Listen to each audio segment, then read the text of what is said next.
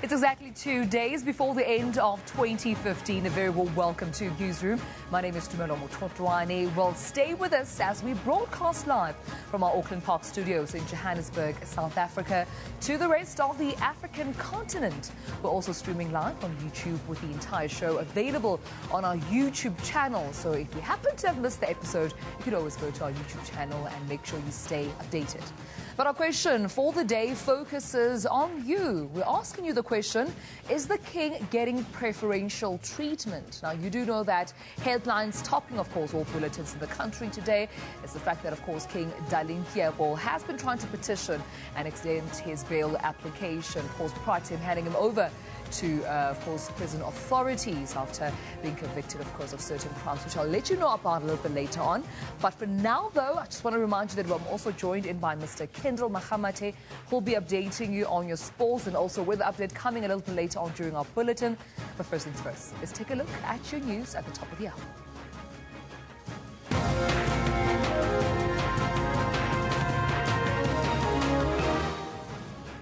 New headlines this morning. Abatembu King Buelekhaya Dalindyebo's legal team will today make a formal application at Mthatha High Court for his bail to be extended.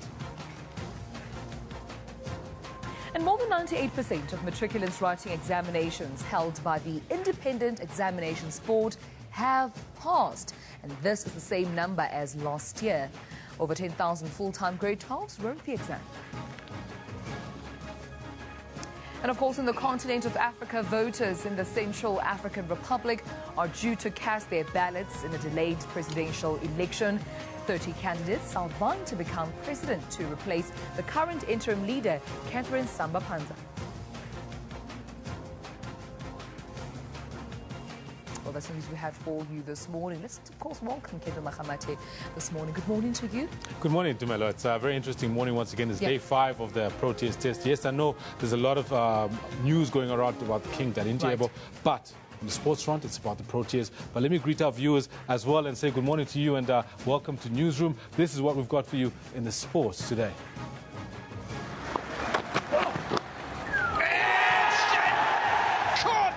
The Proteas are desperately trying to get to the end of the day with wickets in hand to force a draw against the dominant England in Durban. Once again provides from Maris. Vardy.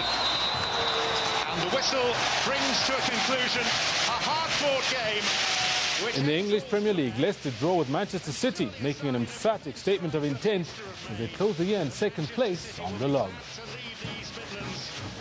This as a defiant and banned UEFA head Michel Platini could be in more trouble with FIFA after attending the Soccer Awards in Dubai.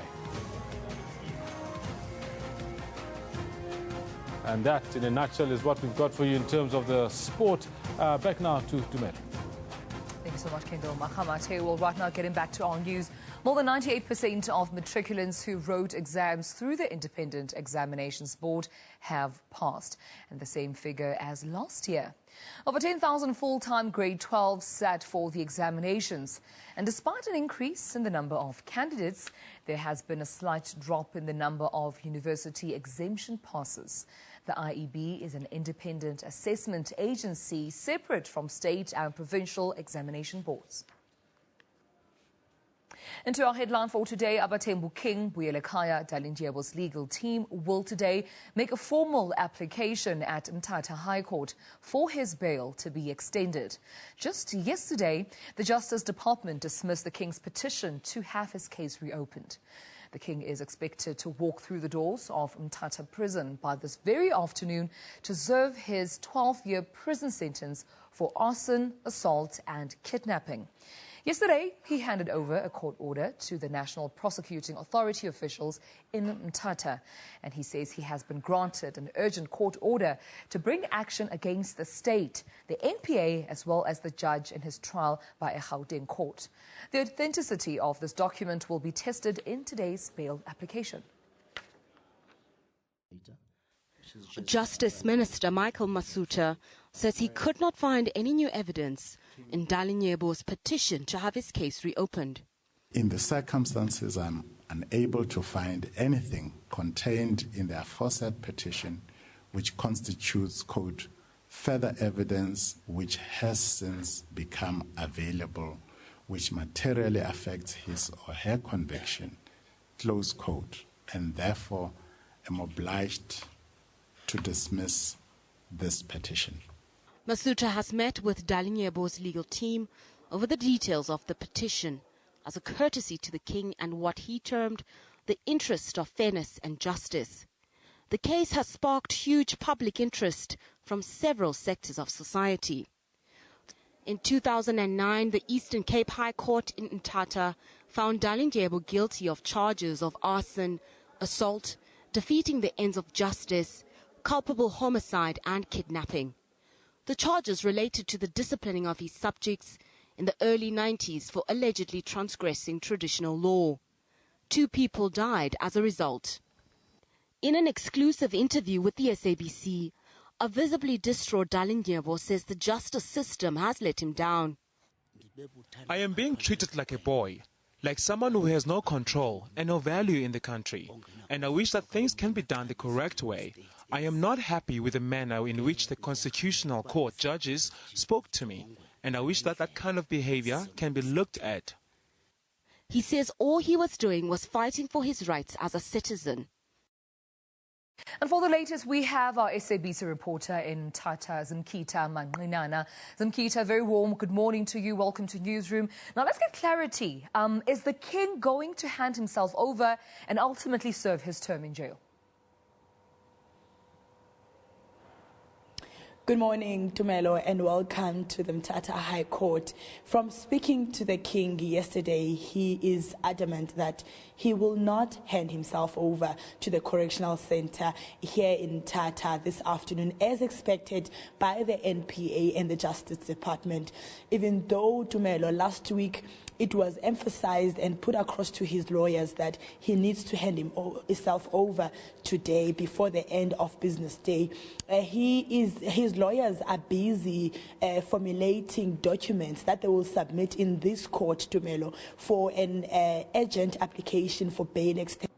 As he says, he's still seeking other avenues. Yesterday, when we were speaking to him, he was even saying that no court of this land can send him to jail, but only God can do so, and God has not given him that instruction to send himself to jail as yet. So he's still trying to find other legal avenues that he can take. However, Tumelo, the road looks very narrow now for the king, because he made the petition to the minister, which was dismissed yesterday, and the same submissions that he submitted in his petitions are the same submissions that he will be putting together in the document for a bail extension. So we're still going to put our eyes close and ears close to what will be happening here in this court, because it's only this court, if it amends those bail conditions that were put upon him on the 2nd of December, that's the only option that it will take him out of jail. Without that, Tumelo, he has to hand himself over to Wellington Prison by 4:30 today. Now, Zimkhitha, we've reported that he also further says that he's been granted an urgent court order to bring action against the state, action against the NPA, as well as the judge in his trial. This is according, of course, to a Gauteng court. We've also talked about the authenticity of this document, which will be tested in today's bail application. Now, Zimkhitha, what can you tell us about, this document, and as far as the investigation concerning this document by the NPA is concerned? While the minister was busy in Pretoria yesterday briefing the media about the outcomes of his decision on the petition, the king was busy himself here in Mthatha, having a document that he claimed to have got from the Supreme Court of Appeal yesterday. He handed that document to the police for a stamping and signing, and then he took it also to the NPA offices here in Mthatha. In the document, it states that he has been given what he was asking for, which is his trial to be reopened, and some of the issues that he was raising that were problematic in the trial to be relooked, like the issue of an assessor that passed away while the trial was continuing. And so that document had those details. But when the NPA took a close look into the document itself, they found out that there were some discrepancies, like the stamp in the document is questionable, and also the physical address affixed on the stamp and the phone numbers are not the same as the ones that they are familiar with from the Supreme Court of South Africa. So the NPA is busy investigating who the author of this document that the king has in his possession and what the contents and what is the interest behind this document that was handed over by the king. That document will also come into the spotlight in this court today in the afternoon when he applies for the bail extension, because he is having that document as also a supporting document to apply for the extension of bail. So it will really be scrutinized. But Tumelo, what I must also highlight to you, there are two factors here that are bringing a little bit of confusion in the applications that are made by the king. First of all, he made a petition to the minister, and the petition is really interrogating the justice system and how it was unfair when it dealt with his court case. However, on the other side, there's the presidential pardon. And if you look at the two things, they are contradicting each other, because if you focus on the presidential pardon, it's an admission of guilt in some way, but asking for forgiveness. So in the wording that will be found in the presidential pardon, it will be sentences like, for instance, I admit that I've done these offenses. However, please, President, be lenient to me. So those are the two things which we're not sure which stance the king is really taking, if he has made the presidential pardon, but on the other side, still questioning how the case was handled. So we're still likely to see how things are going to turn up in this court in the afternoon, to see as a way forward whether he'll go to jail today or he'll get another postponement. We're still looking forward to see what's going to happen to Melo. Speaking of the petition, of course, that the king submitted to the ministers in Kita, I mean, news broke yesterday, that he dismissed that petition and therefore has, advised the king that he needs to hand himself over to law authorities. Now, what are the consequences if the king decides to defy the court order and actually not march through the gates of the Mthatha Correctional Services today?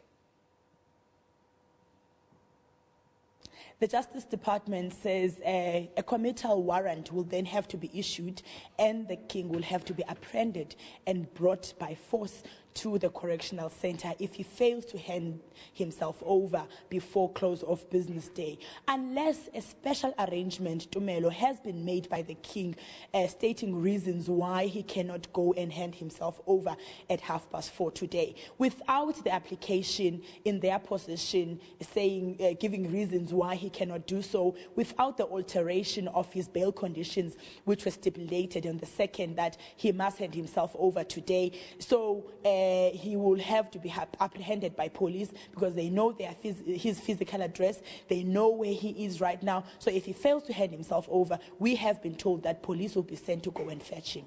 And Zimkita, have you heard any word from the King's Palace? Also from the king's subjects? Remember, they also made headlines about, the fact that they cannot allow their king to go to jail. Should he, be forced to go to jail, they would need to go to jail on his behalf. Have you heard from their subjects, and have they also made any arrangements should the king be forced to go to jail? On the 20th of October last month, there was a meeting at Bumbane Great Place to look into issues of succession should the king really go into prison. And the king announced that his son, Azenati Dalindyebo, will be his successor if all the legal avenues that he's trying to look into fail and he goes to Wellington prison. So we have that name in place.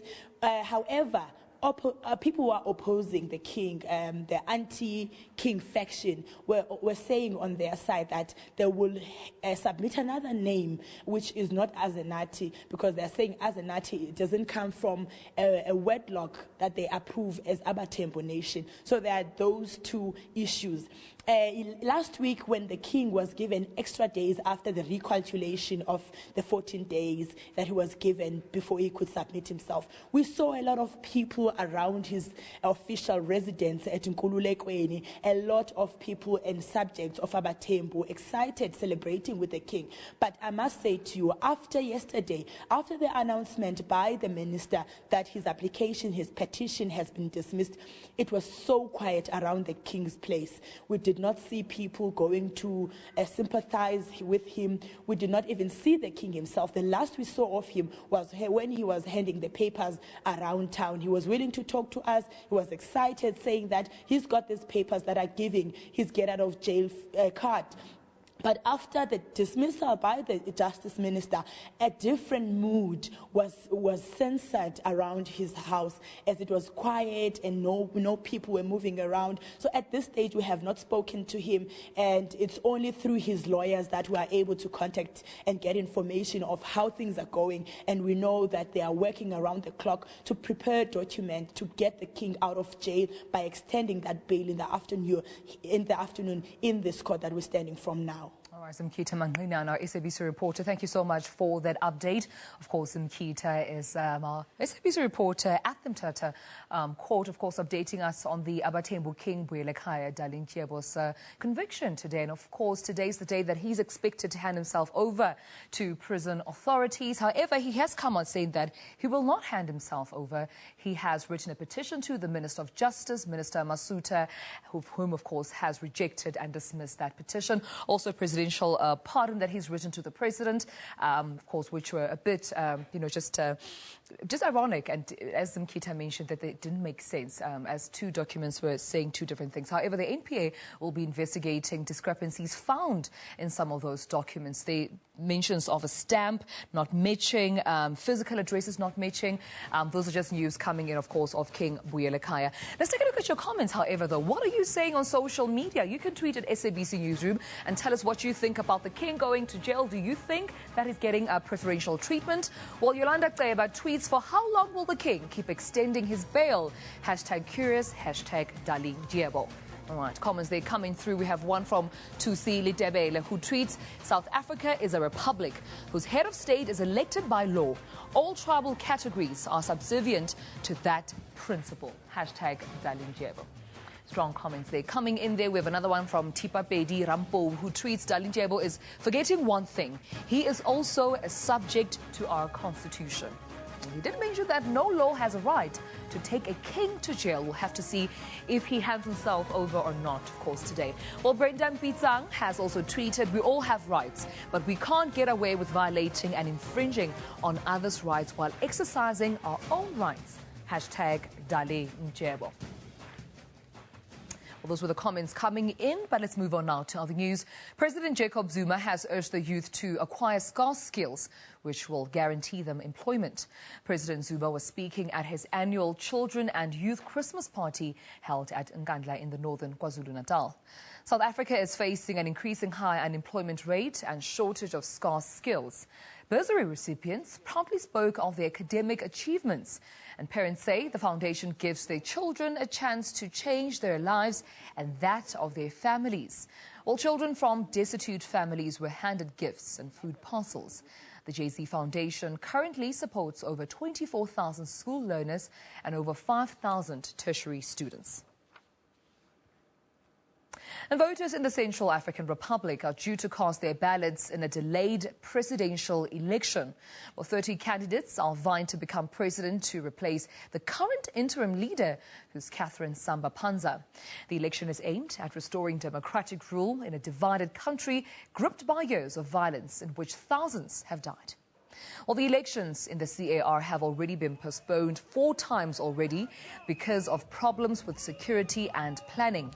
The hope is that this process will pave the way for lasting peace in the country. And earlier this month, there was a low turnout as voters approved a new constitution in an exercise marred by violence. The militia groups which led the country into turmoil in the first place have not been dismissed and still pose a major threat. Well, the task of ensuring a peaceful vote lies with troops from the UN and France, even though they have so far failed to stabilize the country. Well, now let's take a look at what's happening in our courts today. We start this one with Mthatha High Court, where Abathembu King Buyelekhaya Dalindyebo or rather his legal team, will today make a formal application for his bail to be extended. The Justice Department yesterday dismissed the King's petition to have his case reopened. All right. Well, in the Krugersdorp, 2 men who attempted to bribe police officers as they stole diesel at a filling station are expected to appear in court soon. The men were arrested for theft, possession of stolen goods, as well as bribery. Those are some of our news making headlines, but we're going to leave our news at that. Let's take a short break. When we come back, we have more news for you. Stay tuned.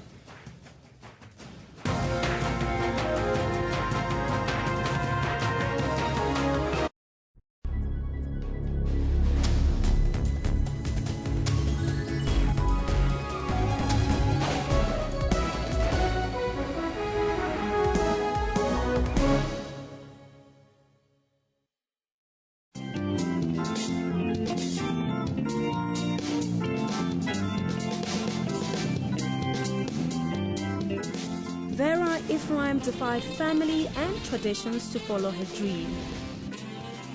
Decided that I'm going to prove to them that they were wrong.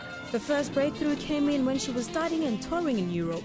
That was my first breakthrough. Generations was her first television debut in South Africa. It was my first gig. I was very excited. I was very happy. I said, yeah, this is confirmation I'm at the right place. After pain, rejection, and suffering, her dream became a reality. I followed my path, and I'm happy and grateful and blessed. Join your host, Puleng Mulabati, on Rupilong every Friday at 17:30.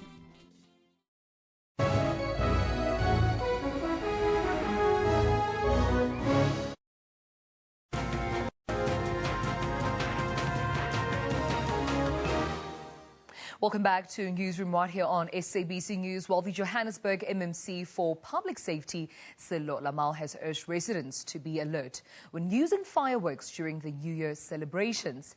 And meanwhile, the SPCA has also raised concerns about the danger that fireworks pose to animals.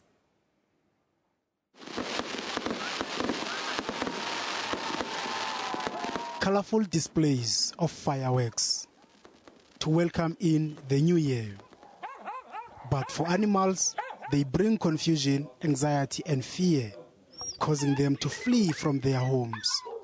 The Department of Public Safety issued a stern warning on the use of fireworks. We urge residents and travelers, alike to be cautious during New Year celebrations and be considerate of neighbors and animals. Fireworks would only be allowed to be ignited. In other words, it will be permitted from 11 p.m.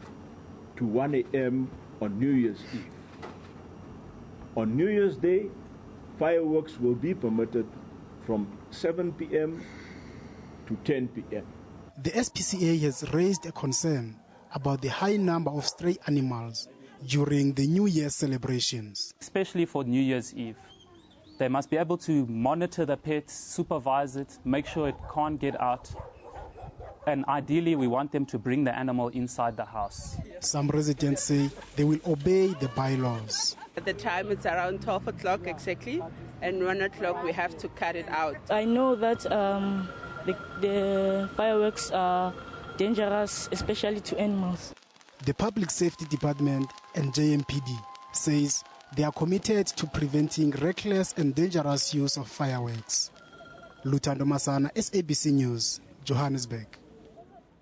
Well, the Johannesburg MMC for Public Safety, Councillor Sello Lamau, joins us in studio to talk about the danger that people can be exposed to. MMC, welcome to Newsroom. Thank you for your time. Thank you very much, Khomotso. Now, I understand that you actually had a media conference yesterday on fireworks. What was the objective of the media conference? No, thank you very much. In an actual fact, you'll remember that we are the city of Johannesburg, and as the city, we made a commitment to our people that we would actually protect the lives of our people and their properties. Our mandate is to eliminate the risks of safety to our people and make sure that our people are safe. So yesterday was the media briefing to actually corroborate or rather to walk the talk in terms of what we've promised to our people. You would remember that we are now at festive season, and we are about to celebrate the New Year. And during this time, there are problems that actually occur around especially the fireworks. They pose danger to our people, and in fact, people lose their lives. And as the city of Johannesburg, we have actually identified this as a problem. And as you may know, that we have got a bylaw promulgated by the city, which we call an emergency management service bylaw. The bylaw which actually addresses these issues. It's more about the displayment of these fireworks. It's more about how do you use this particular fireworks, and also about the storage of these fireworks. And actually the bylaw, it actually has actually with it penalties, So as the city, we were actually making that sterling warning to our people, because we actually do not want, we want our people to celebrate. We don't want any bad effect, if I may say, that can happen to our people. So we're saying to our people, please let us enjoy, but we make sure that we play according to the rules of the city. We're tabling this particular law to the people, or bylaw, so that the people can be able to know, and they can really abide by this particular law, so that everybody is safe. Take me through some of the penalties that you have if, of course, Joburg commuters or even South Africans in general do not, oblige by these fireworks. Number one, you don't ignite the fireworks, where there are animals. We do have a fine of about 1,000 rands if you do that. If you ignite the fireworks on any day or times that are not, we've got restrictive times for when you could be able to ignite fireworks. For instance, we on New Year's Eve, or on the 31st, you are only allowed to ignite fireworks from 11 o'clock up until 1 o'clock. This is 11 p.m. or 11 p.m. All right. 11 p.m. and up until 1 o'clock.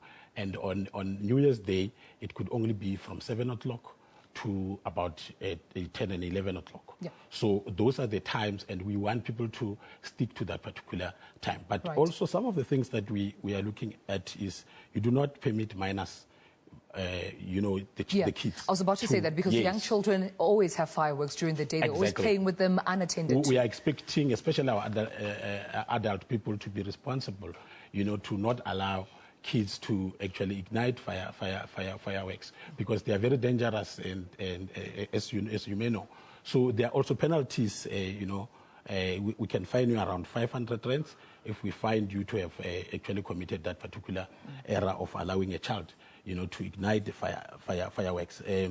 But also you need to apply, through the city council if you want to display your fireworks. Right. So if you fail to do that, you can actually be fined about 1,500. So, but there are many other clauses within that particular bylaw, especially around the storage. There is a certain amount that you can be able to. So remember that the fireworks need to be stored, in a safe place, and there are actually a regulation around it. And then if you don't follow that as well, you would be actually fined more than 1,500 rands. Wow. If you are found not to be complying, especially for wholesalers or people who store them, to use them or sell them. So we want them to always apply. You must apply at what you call SABC explosive units, and then you have emergency management service. You can come here, the city of Johannesburg, and apply, so that you can be able to store. And then those, there is actually a requirement. You must do it in writing, and then we reply in writing. When we reply to you, we also give you conditions within which the storage should take place and how you should use it. But not only talking about the consumers of fireworks, those who sell fireworks, is there a way that you regulate or somehow monitor the selling of fireworks, or even perhaps the level of danger that some of the fireworks they sell? Because sometimes when children and adults buy these fireworks, they buy from stores that are in township, stores that are not necessarily, perhaps don't even have permission to even sell these fireworks. Who knows how dangerous a certain firework is and to what extent? Yes, and I've already indicated that the bylaw also talks about the trading of these fireworks.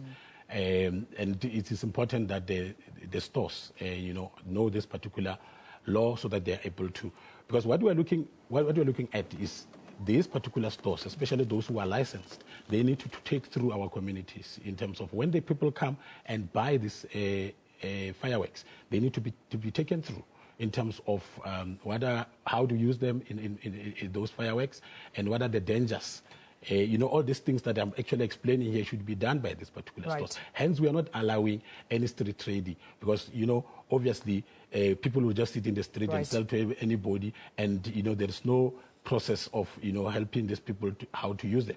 And we have been actually, our police officers together with SABC have been in the city. We will be raiding the stores. We'll be going all around and ensuring that all this particular bylaw has been actually complied with. Now, we spoke about, fines. We've spoken about minors, ensuring that minors do not, ignite fireworks. But the SPCA has also come out raising concerns about fireworks that have been ignited around animals, which poses a danger to animals. What is your stance on that? That's why I've started by saying that we will fine you right away. Yeah. 1,000 rand if you actually ignite fireworks next to animals. Or near animals. It's 1,000 So there's no tolerance? There's no tolerance. Absolutely. It's zero tolerance. In fact, we want our people to enjoy, have fun, but whatever action should not actually endanger the other one's life, even animals. And I'm thinking, as we're having this conversation, I'm wondering if they're thinking, no, there's no way we're going to have fun. If we have certain times that we need to ignite fireworks, I mean, back in the days, probably they could ignite them from morning till, sunset, and now there's certain times. I'm wondering if this doesn't actually take out the fun in celebrating New Year's. No, you can't have fun 24/7. I mean, at some time we need to be doing something else. And I'm sure we are the city and we are government of rules, and these rules have been made by people. And there's a reason for us to have this particular rules, and there's a reason for us to comply with this particular rules. I don't see it taking the fun anyway. And I think this particular rules have been made in consideration. Remember that the very same bylaw actually went for public comments. In fact, it is yourself, who have actually somehow informed this particular bylaw. So you should be able to celebrate in an actual fact that we cannot allow disorder. Absolutely. Because, if you just do that every time, imagine someone now wants to sleep because they've danced, they are enough, then you still, using your fireworks. And we don't think it's correct. So we will be very much hard on those who are not going to be compliant. And we are aware that there are many others who actually don't know this, and we believe that this process, this media, briefings that we did yesterday, the message will be conveyed to our people so that they know now and they become responsible citizens. Well, MC, that's all the time I had for you. Before I let you go, is there a New Year's message that you would like to convey to South Africans? Yes, but maybe before I can even say that, we really need to commend our men and women in uniform. Our police officers are on the ground. They're everywhere. The city will be celebrating, New Town. People must come and celebrate with the city. My message is clear. Safety is a collective responsibility. We want people to enjoy the city, but they must do that with responsibility. Thank you so much. Of course, that was MMC Councillor for Public Safety, Mr. Silo Lamar. Thank you so much for your time. Thank you very much, Mr. Alrighty then. Well, the South African Police Services in Kimberley have received a memorandum, rather, and a welcome boast in their effort to fight crime during the festive season. South African breweries, also known as SAB, will this morning donate bicycles to support and ensure effective as well as visible policing in the areas.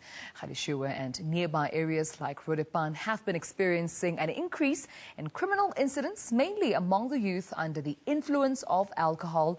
But despite the SAB being a liquor entity, they have condemned such criminal activities and, as a result, have partnered with the police to combat crime. Lieutenant General Risimati Shivuri, Northern Cape Provincial Commissioner, joins us, of course, on the line, and of course he'll be giving us just a glimpse of what they are doing. Now, General, please give us a head up. Good morning to you. Please give us a head up of what is going to happen in Kimberley, and are the police going to, of course, fight crime on two wheels? Good morning to you and your viewers. As the South African Police Service in the Northern Cape, we listened to the call by our acting National Commissioner when he said, go back to basics. And in partnership with South African breweries, we received 30 bicycles this morning. And as a result, we have to get our management and all our officers to be on the street, riding the bicycles. While riding these bicycles, we're targeting our hotspots in the Northern Cape, where we are interacting with the communities of Northern Cape to check if whether they feel that they are safe while they are moving on the streets. We went to the banks, taxi ranks. We are talking to people, because at the banks, at this point in time, that's where you find people robbed of their monies. And if you look at the shopping malls, that's where you find that people are robbed, pickpocketing, and so you go. Theft of motor vehicles, some of the things that are bothering us in the Northern Cape. So this morning we became so visible that riding bicycles, talking to people, I saw the faces of the South Africans in the Northern Cape smiling to see the police all over Northern Cape. We want to make sure that while we're riding these bicycles, we stop people, we search them for proliferation of firearms, for any stolen goods.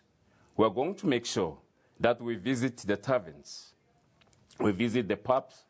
That's where you find young kids abusing alcohol. We want to say to the tavern owners that they should not allow underage to come into their tavern and buy liquor, because liquor abuse is the cause of, one, domestic violence, sexual abuse that we're experiencing in the Northern Cape and the whole country. And we want to appeal to the parents, as we are in the festive season, that they should not leave their children alone. They must take full responsibility. Because if a child is at the shebeen or pub up until the following day, what are the parents saying? Because if a girl child is outside, the parent must know where that particular child is. So our appeal, while we are moving with going back to basics, where you're going to get the constables on the patrol, which they call it cops. That's constables on patrol. We want to see our officers on patrols. But at the very same time, parents must make sure that their children are always in their houses. Now, General, because the rates that we're experiencing in the Northern Cape. And General, why has the province so far experienced or seen an increase in criminals incidents in areas like Galishwe? If you look at Galishwe, Galishwe was declared a presidential station long time ago because of the fact that there are so many shebeens within that area. And having such shebeens are illegal in its own nature. And as a result, you find young children going to abuse liquor at those shebeens. After that, when they go back home late, that's where you find rapes, you find robberies, and you find all sorts of criminal activities taking place. That's why we are saying we want to make sure that we ride our bicycles patrolling those streets of Galishwe, DR, Abington, and Kuruman. Those are the hotspots in the Northern Cape. And we also know that alcohol misuse or abuse is a problem during this time, General. Do you have a plan in place to deal with that? Yes, we do. As we are on the streets after receiving these bicycles, we are having a short-term plan, which is intending to reduce crime within 6 months. This is complementing the Acting National Commissioner's Recovery Plan, which is also saying we must reduce crime within 6 months. That means the last 6 months of the financial year. And as we speak, we are having different programs, outreach programs, where we are distributing pamphlets to make people aware that alcohol abuse is a problem, to make people aware that they must take full responsibility. They should not drink and drive. Because if you look at the people who are drinking, after drinking, they move on the streets, the possibilities that they could be run over by the vehicles, the possibilities that they could be raped. So we're saying people must take full responsibility so that crime should come down. Alrighty then, thank you so much. That was General Lieutenant, of course, Rasmati Shivuri, updating us of their partnership with SAB, who have donated bicycles to assist the SAPS, of course, in patrolling our streets this festive season. Well, moving on to other news, more than 10,000 full-time Matric students are awaiting their results, and more than 98% of students wrote the IEB examinations, and they have passed, but not any better than last year. Let's take a look at some of your comments on this issue. Of course, you can send us your views on Twitter. We are at SABC Newsroom. You can tweet us, of course, and do hashtag SABC News. If you, of course, have a daughter or you have a child that is in Matric right now and you're kind of wondering how exactly are they feeling at this moment, you can continue tweeting us, and we'll be sure, of course, to take a look at your comments. All right? There are your comments there. We have one from Ronald Peary, who tweets, more than 98% of matriculants writing examinations held by the Independent Examinations Board have passed. Hashtag Matric. All right. Well, we have another one from Vaughan ZA, who tweets, well done to IEB learners that put hours and hours of studying in and got the result. Wish the best for you and your future. Hashtag Matric. Hashtag Matric results. More tweets coming in from Sizwe Season Glovu, who tweets, well done to the Matric class of 2015 who made it. To those who didn't, failure increases your chances for success at your next attempt. So make sure that you understand that if you don't succeed the first time, you can always try and try again. Alrighty then. Well, now let's take a look at what is happening, of course, on our Newsroom Facebook page today. Well, as mentioned, more than 98% of matriculants writing examinations held by the Independent Examinations Board have passed, but with the same figure as last year. And then moving on, of course, to other parts of the continent, the Central African Republic's elections begin today, and they're aimed at restoring democratic rule in a country gripped by years of violence. And the United States-led forces have killed 10 Islamic State leaders in airstrikes, including individuals linked to the Paris attacks. Well, you can find these and more on our Facebook page on the SABC News website. We're going to take a short break, and of course, when we come back, we'll have more news for you. Stay tuned. You're watching Newsroom.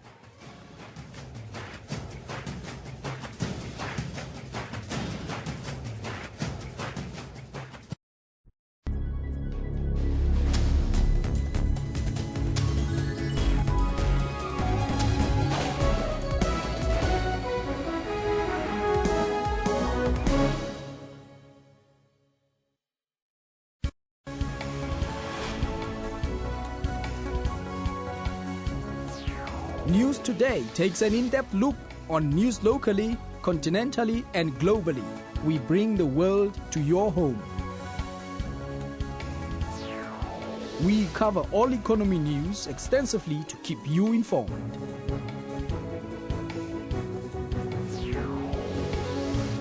We are live to break news as and when they happen across the world. We analyze news using experts in all aspects. Make a date with News Today every Monday to Friday from 3 to 5:30 p.m.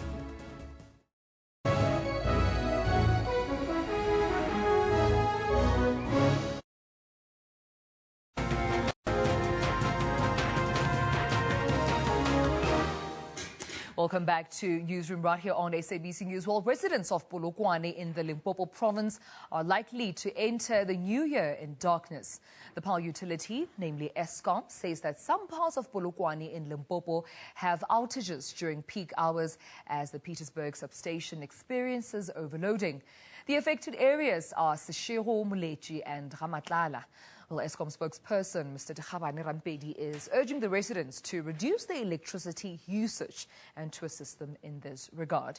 He also joins us from the Polokwane studios. Mr. Rampedi, thank you so much for your time. Good morning to you. Yeah, good morning to you, and then good morning to our viewers. Well, can you briefly tell us what the latest is about power outages in the area? Right. Well, what we are experiencing in Polokwane, specifically customers that are supplied from Petersburg Clue substation, that between 5 p.m. and 9 p.m. we do experience quite a number of overloading, and as a result, we are now expected to do a rotational load sharing, switching off some customers so that others could continue doing their normal chorus at their houses. And as a result, you might remember that Eskom came up with a program of urging our customers to save electricity, whereby we are saying to them, make that call to make a difference.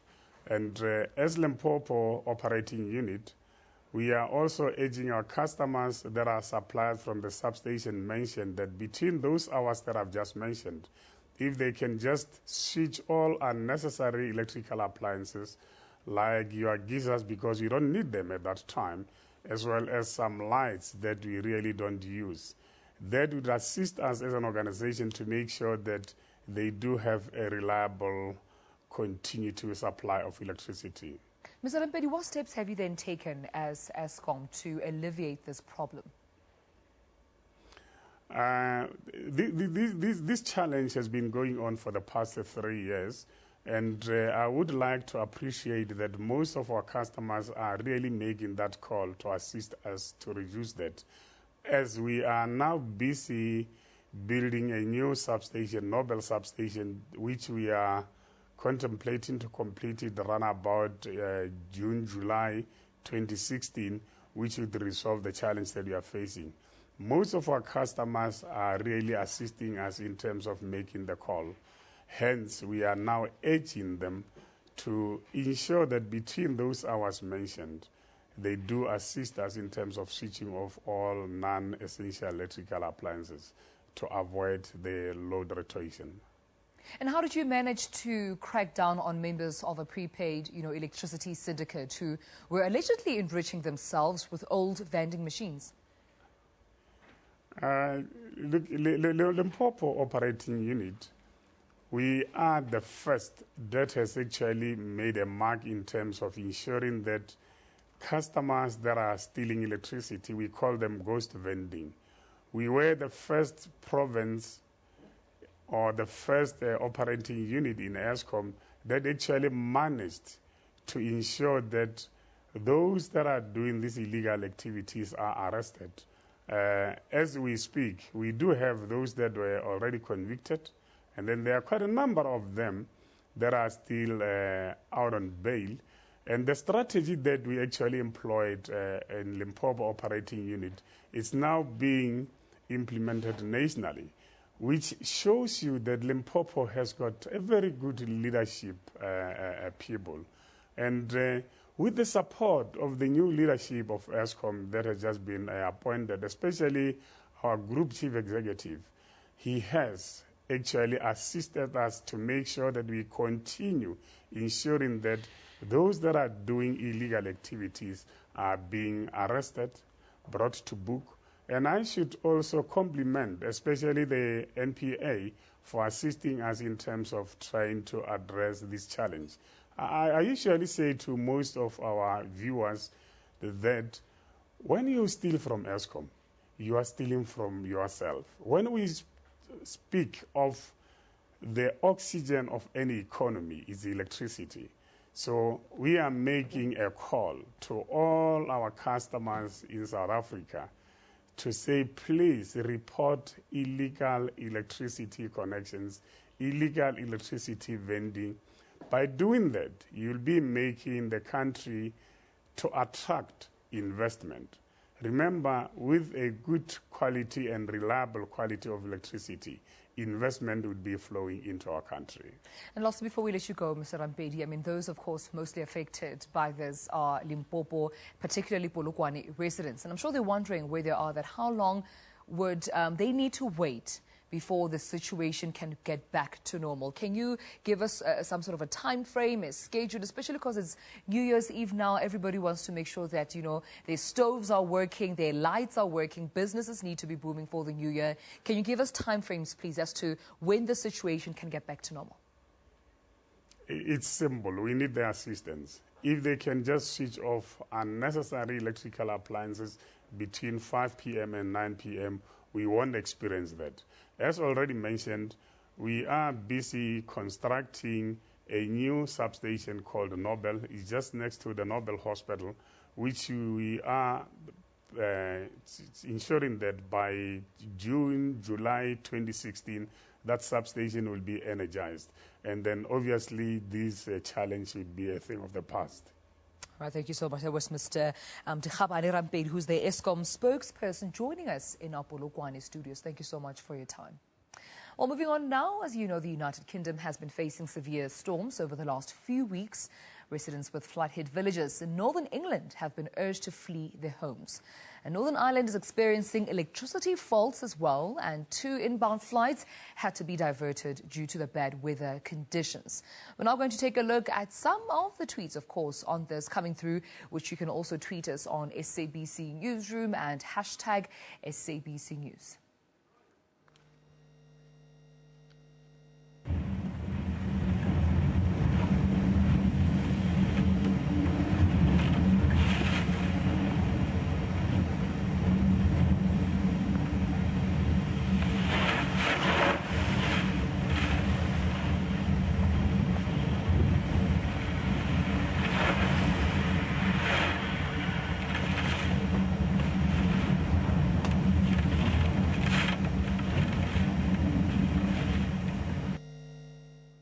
Well, those were visuals coming in, of course, from our social media. As you can see there, flood heading through, strong winds also heading through what looked like a car right there. Seem to be very unsafe out there on the roads.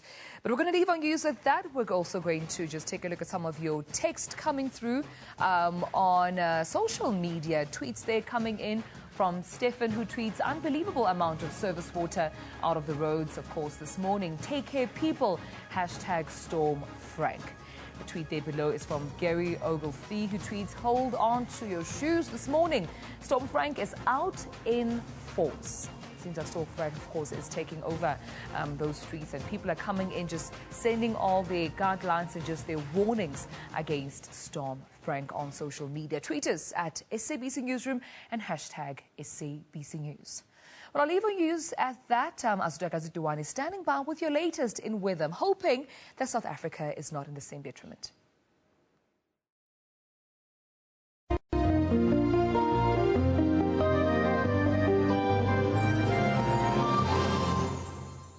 Thanks very much and warm welcome. Let's take a look at your weather details. Starting off with Southern Africa, we're expecting 30% chance of showers over most parts of the Cape region, moving to the interior of Eastern Cape, about 60% chance moving to the Lesotho Highlands, and over the southern parts of KwaZulu-Natal, 30% chance of showers forecast for today.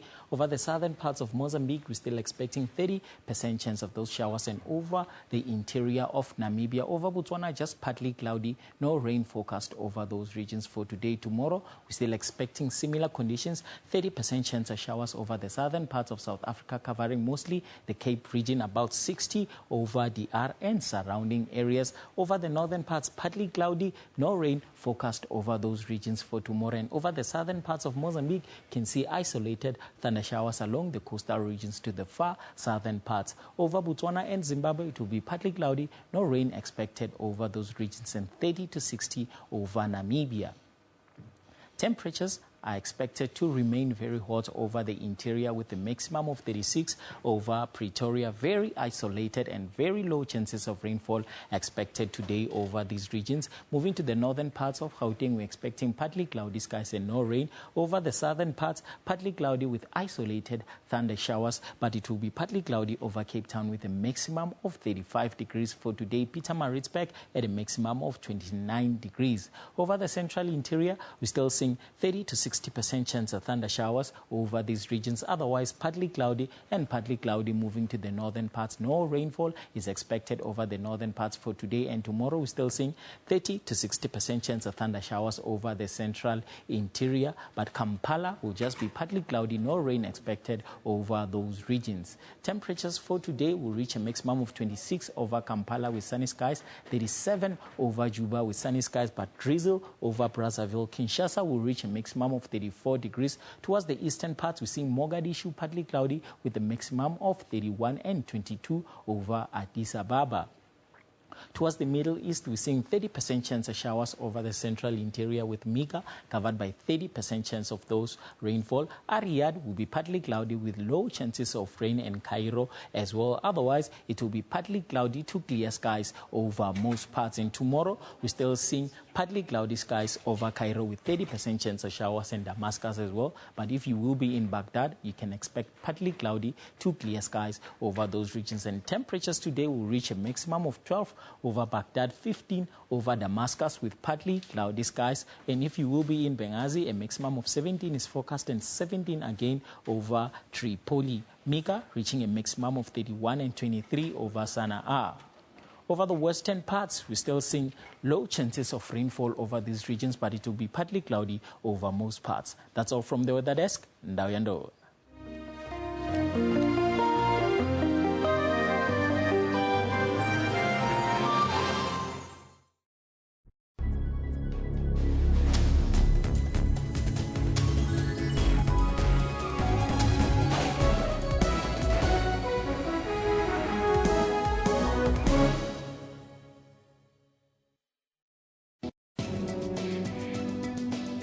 Our eyes are the window to the beautiful wonders of the world, but blindness enhances other senses.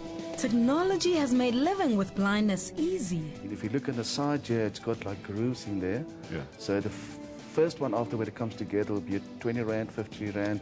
And if I slide this in, I can see according to the grooves, it's now on 50 Rand. To Steve Kekana, blindness was never a hindrance, but a blessing. You've got to know that you are the child of the universe, being blind, and you've got the right to be here. Join your host, Dr. Sello Mutawun, every Saturday from 9 a.m.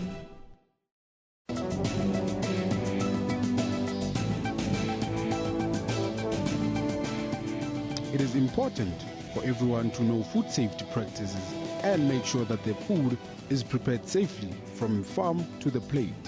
Who ensures that there's compliance? In terms of all the abattoirs, they have to be registered. So when they are being registered, they are actually audited fully to make sure that the structural requirements as well as the hygiene requirements are met. Most bacteria and viruses cannot withstand the normal cooking temperatures that we use to cook our food. The bigger retailers cannot be seen as being insensitive to the food safety requirements. There are many consumers that actually go shopping with a cooler box and ice packs so that they don't break the cold chain, because a few hours outside the temperature that it should be already shortens the shelf life of that product. Join me on Health Talk every Saturday morning between 9 a.m. and 10 a.m. as we unpack current health stories.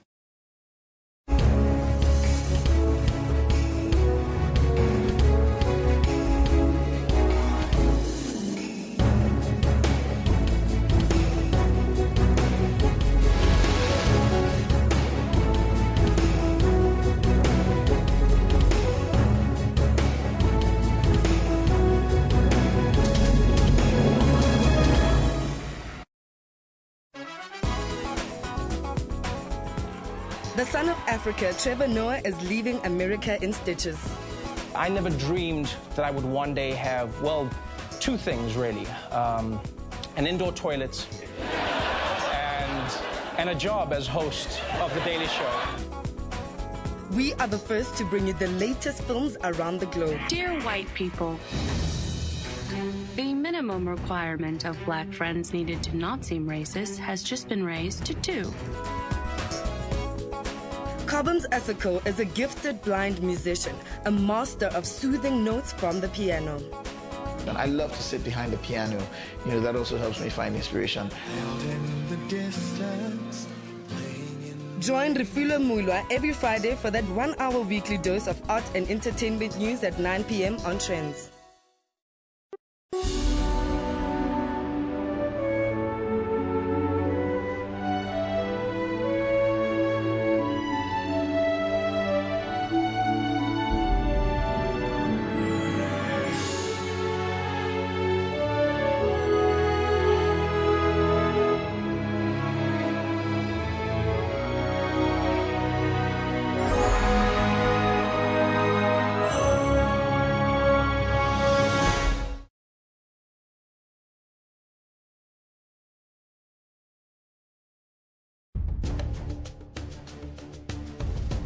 Are you saying the king must go to jail? You are not royal blood, therefore you are going to serve time on behalf of the king.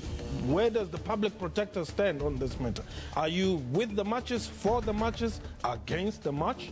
If this is your ancestor, it is very much his ancestor as well, because this is the cradle of humankind. Is there God somewhere in your science? Drinking the blood of a person with albinism gives extra magical powers. A man of the cloth is involved here because it would mean that somehow religion is being brought into this part of the myth. What do you say to me? Watch Question Time with me, Mpho Tsedu, Monday to Thursday at 5:30 p.m. on the SABC News Channel.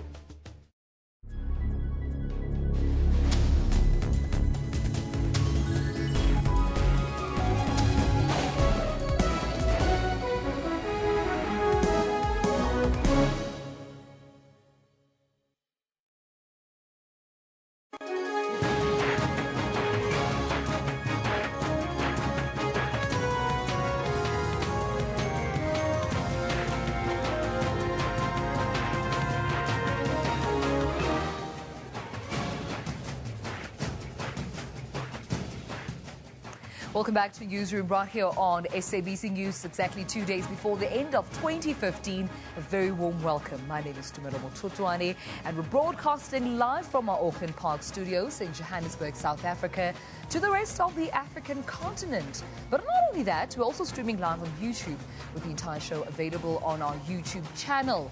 And you can participate, of course, and engage with us by, of course, answering this very simple question that we're asking you on social media.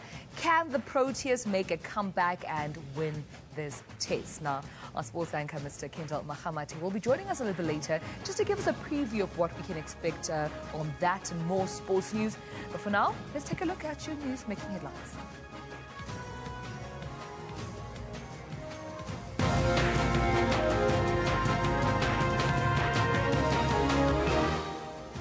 New headlines this morning. While the Abatembu King Dalindyebo's legal team will today make a formal application at Mthatha High Court for his bail to be extended. More than 98% of matriculants writing examinations which were held by the Independent Examinations Board have passed, and that's the same number as last year. Over 10,000 full-time grade 12s wrote the exam. And over, of course, in the continent, voters in the Central African Republic are due to cast their ballots in a delayed presidential election. Now, 30 candidates are vying to become president to replace the current interim leader, Catherine Samba-Panza. Of course, that's your news for now. Head over now to Kendall for your latest in sports. Thank you very much, Tumelo. Good morning to you, as well as good morning to all of our viewers out there. We're going to be talking a lot about the Proteas today, but before I get to that, let me give you everything else that we've got. Have a listen to this.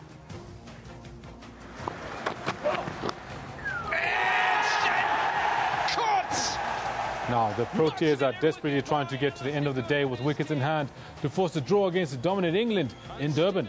Once again provides from Maris. Vardy, and the whistle brings to a conclusion a hard-fought game. Now, in the English Premier League, Leicester draw with Manchester City, making an emphatic statement of intent as they close the year in second place on the log. This, of course, is defiant and banned UEFA head Michel Platini could be in more trouble with FIFA after attending the Soccer Awards in Dubai. Now, I'll tell you this, that everything that everybody had been hoping for would not happen has happened. AB de Villiers lost his wicket right at the beginning of the innings on day 5. 136 for 5 is the current tally, and the Proteas are definitely in serious trouble. Back to you, Tumelo. Oh no, I'm worried. But you know what, Ken, I'm hoping that later on you'll give us some good news. Of course, it's Kendall Mahamate giving us our sports bulletin a little bit later on during our newsroom bulletin. But for your news for now, Abatembu King Dalindyebo's legal team will today make a formal application at Mthatha High Court for his bail to be extended. Just yesterday, the Justice Department had dismissed the King's petition to have his case reopened. The king is expected to walk through the doors of Mthatha prison by this afternoon to serve his 12-year prison sentence for arson, assault and kidnapping. Yesterday, he handed over a court order to the National Prosecuting Authority officials in Mthatha, and he says he has been granted an urgent court order to bring action against the state, the NPA, as well as the judge in his trial by a Gauteng court. Well, the authenticity of that document will be tested in today's bail application. Justice Minister Michael Masuta says he could not find any new evidence in Dalindyebo's petition to have his case reopened. In the circumstances, I'm unable to find anything contained in the aforesaid petition which constitutes, quote, further evidence which has since become available, which materially affects his or her conviction, close quote, and therefore am obliged to dismiss this petition. Masuta has met with Dalindyebo's legal team over the details of the petition as a courtesy to the king and what he termed the interest of fairness and justice. The case has sparked huge public interest from several sectors of society. In 2009, the Eastern Cape High Court in Mthatha found Dalindyebo guilty of charges of arson, assault, defeating the ends of justice, culpable homicide and kidnapping. The charges related to the disciplining of his subjects in the early 90s for allegedly transgressing traditional law. 2 people died as a result. In an exclusive interview with the SABC, a visibly distraught Dalindyebo says the justice system has let him down. I am being treated like a boy, like someone who has no control and no value in the country, and I wish that things can be done the correct way. I am not happy with the manner in which the Constitutional Court judges spoke to me, and I wish that that kind of behavior can be looked at. He says all he was doing was fighting for his rights as a citizen.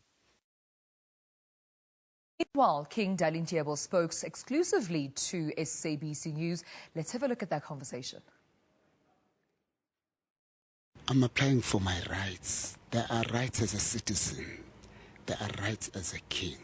Rights protected by the international law, not only by the international law, but also by the rules and regulations of our legal books, also by the Constitution, so which have been neglected throughout the process of the case.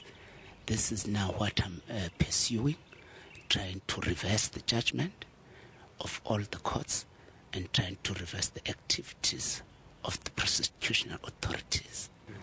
In particular, how are you doing this? Because this matter went up to the Constitutional Court.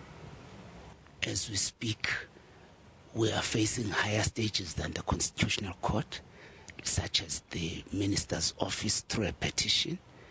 And this is yet another from the South African Court, from the Constitutional Court of South Africa. And in other news, more than 98% of matriculants who wrote exams through the Independent Examinations Board have passed. And the same figure is of last year.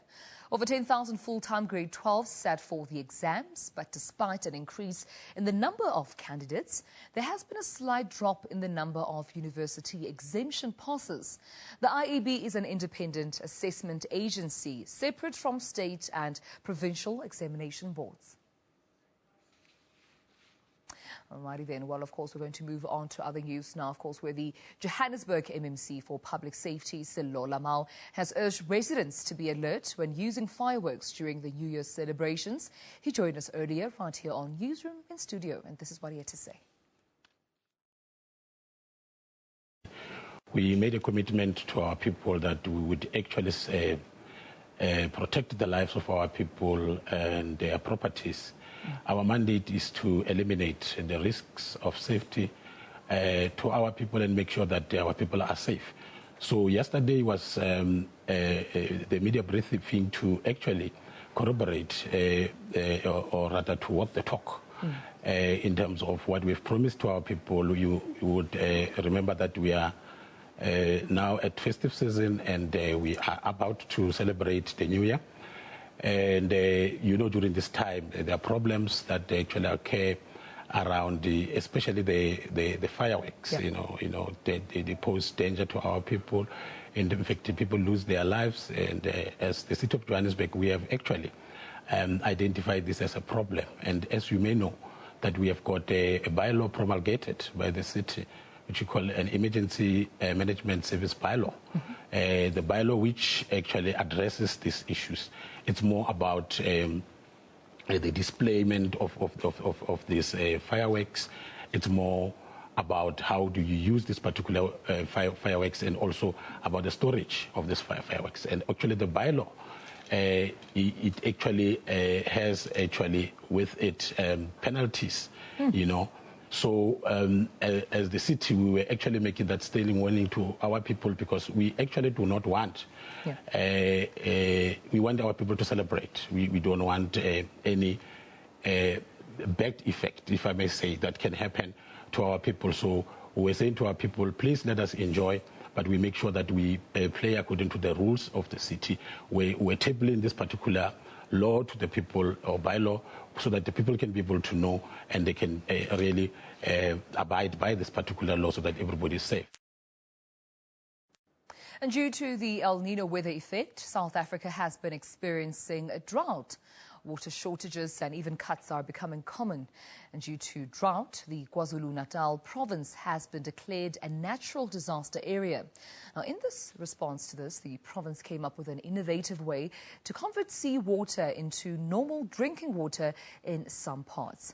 Morning Live producer Nonzuzo Dlamini and camera person Sbusiso Matebula compiled this report. Ngonyameni is one of the many communities under the eThekwini municipality facing water shortages. The majority of residents here depend on water tankers that make routine visits to supply what has become so scarce in this part of the country. Loading up to 13,000 litres at a time, these trucks travel sometimes dangerous routes to get to needy recipients. Right now, I've got 86 water tankers that are servicing the lot of areas in eThekwini municipality. I've got the south, it's quite big, like Ngonyameni. The main road covers about 15 km, and there we've got the roads that are going in, so it's quite a big area. There I've got 5 vehicles that are carrying 30,000 litres each, and we do about 3 trips a day, so it's quite big. Dams and rivers around the area have lost their purpose. Once they used to be primary sources. Now getting access to this resource means waiting along the road as water tankers stop by at least twice a week. People then load as much as they can until the trucks return. Nomthandazo Cabashe knows this very well. With her family's well-being on top of her list, she has no choice but to get used to this way of life. Even the tap that was erected in her yard early last year has also failed to deliver. This is affecting us pretty badly because sometimes when you are really in need of water, you can't get it anyway. Sometimes the elderly can't even take their medication, and laundry piles up. Dams have dried up. To alleviate water shortages being experienced by many like Nomthandazo, the Provincial Department of Cooperative Governance and Traditional Affairs has already started distributing converted seawater to some areas. There is an option available, which is among other things, using the sea through a desalination process to augment the water capacity. So we are able to conduct all those investigations and understand how that process works out so that there can be long-term solutions. So, but indeed, the lessons that we are learning are very important. But what is most important now is that the members of the public, the community, they need to play their role. They need to use water sparingly. They need to treat every drop of water as if it was the last drop. We must avoid the wastage of water. We must fight water leaks. We must report water leaks. We must make sure that in our households we do everything we can to make sure that we conserve water. During our visit, weather conditions looked promising, but it only came down to drizzles, leaving the community of Ngonyameni and many others desperate for rain. Nonzuzo Dlamini, SABC News in Durban. Water and Sanitation Minister Nomvula Mkonyane says they have drafted comprehensive intervention programs to deal with water shortages in the Eastern Cape. Now, the program includes the integration of national and provincial teams of experts. The eastern part of the Eastern Cape province is the worst affected by the water shortage. Dams are dry, forcing locals to share their water source with animals. We are going to bring in teams together with MEC CASA that deal with dam safety, that are going to do a full assessment of these two sites and whether we can continue to proclaim them as dams. 2 of the 10 tankers have been left in the Basha area. Locals say life is tough without water. But we are fetching water from the river where the cattle are drinking there. So the water getting dirty. So we have that problem. We drink the dirty water where wild animals drank there. And then the kids were sick. Even me now, look at me, I have a rash there. We are suffering too much. Mukonyane has encouraged people who use unpurified water to purify it before consumption. A call has also been made to those who have access to clean water to use it wisely. Simkita Manganana, SABC News, Dutwa. With Matric results for schools in South Africa out in less than a week, some schools in Port Elizabeth's northern areas had a tough time preparing their pupils. Ongoing battles between parents from northern area schools and the Department of Education saw the closure of over 50 schools for parts of the year. And frustrated parents were demanding more teachers and quality education. But for more on the 2015 IEB results in Port Elizabeth, we're now joined live by our reporter Iviwe Boti. Iviwe, thank you so much for your time. Welcome to Newsroom. Now, please paint us a picture of events at the St. Dominic School in PE right now.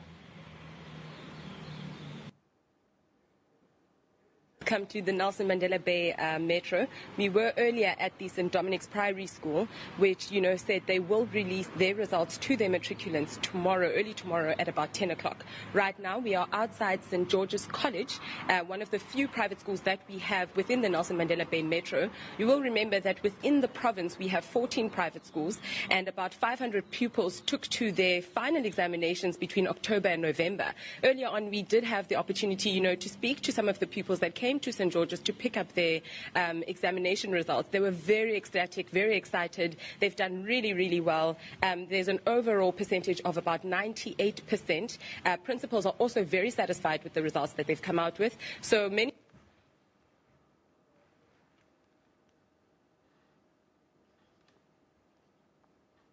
Oh, unfortunately, we've lost our SABC reporter, Iviwe, there. Hoping to get back to you so we can find out more information about St. Dominic's School. I understand that, as you were saying, 14 private schools in the province and over 500 pupils who took part, of course, in the examinations with an overall 98% pass rate, according to IEB, of course, assessments. Hoping to get back to you there, Iviwe. But let's move on now to international news, where Ukraine's displaced children are embracing the holiday spirit. Volunteers are putting on a show for the displaced children to make sure that they enjoy their festive season. And most of the children have seen the war in East Ukraine firsthand and are now living in the aftermath. Festive spirits in Kiev during the holiday season. Volunteers are putting on a show for displaced children from the east. Many left their homes when fighting erupted between pro-Russian rebels and the Ukrainian military more than a year ago. Now it's a chance to create happier memories. It's the second year in a row when I want to cry because I'm so happy. Many thanks. The volunteers are very good and really help us a lot. Volunteers are handing out gifts donated by Kiev residents and entrepreneurs. It's also a chance to put on a happy face and enjoy childhood gain, something that may have been forgotten when so many first arrived in Kiev with little more than their names and thoughts of the fighting they left behind. An Israel Supreme Court sentenced former Prime Minister Ehud Olmert to 18 months in jail yesterday after partly overturning a 2014 bribery conviction in which he was originally sentenced to 6 years behind bars. Olmert, who's the Prime Minister from 2006 to 2009, will be the first former head of government in Israel to be imprisoned. The Israel Supreme Court partially overturned the bribery conviction of former Prime Minister Ehud Olmert and reduced his jail sentence from 6 years to 18 months.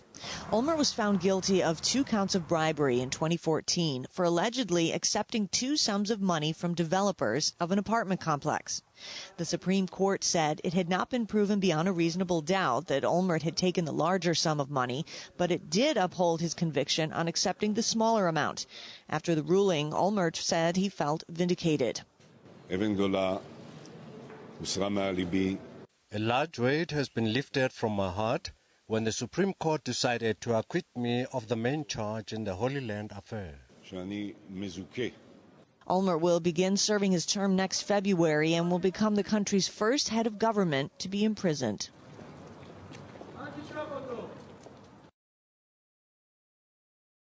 And Burundi has been facing an uphill battle to maintain stability since elections, which saw President Pierre Nkurunziza elected as president again. Let's now cross live to a media briefing in Pretoria on the political situation in Burundi. Of course, our senior political reporter, Lehana Sotetsi, is at the Sheraton Hotel in Arcadia. Lehana, good morning. Give us the latest, please. In August 2000 in Arusha, Tanzania. Since last year and even before, many people have been arguing whether or not President Nkurunziza is allowed by the Constitution and the Arusha Peace Agreement to run for 2015 elections. There are, in fact, 2 articles in the Constitution regarding this issue. The first article is the Article 96, which stipulates that, and I quote, "The President of the Republic is elected by direct universal suffrage for a 5-year term, renewable once." That's the first article. Then, but considering the special conditions in which Burundi was after a 15-year civil war in 2005, the legislator added another article, 302 in the Constitution, stipulating that, and I quote, "Exceptionally, the first president of the post-transitional period will be elected by a Congress comprising the National Assembly and the Senate." So, according to some, President Nkurunziza has the right to run for 2015 presidential elections because he has served 1 5-year term under the Article 302 and only 1 term under Article 96. This was also the position of the ruling party. But some other people say that President Nkurunziza had already served 2 terms, and according to the Arusha Peace Agreement and the Constitution, he could not run for the 2015 presidential elections. This was the opinion of the opposition.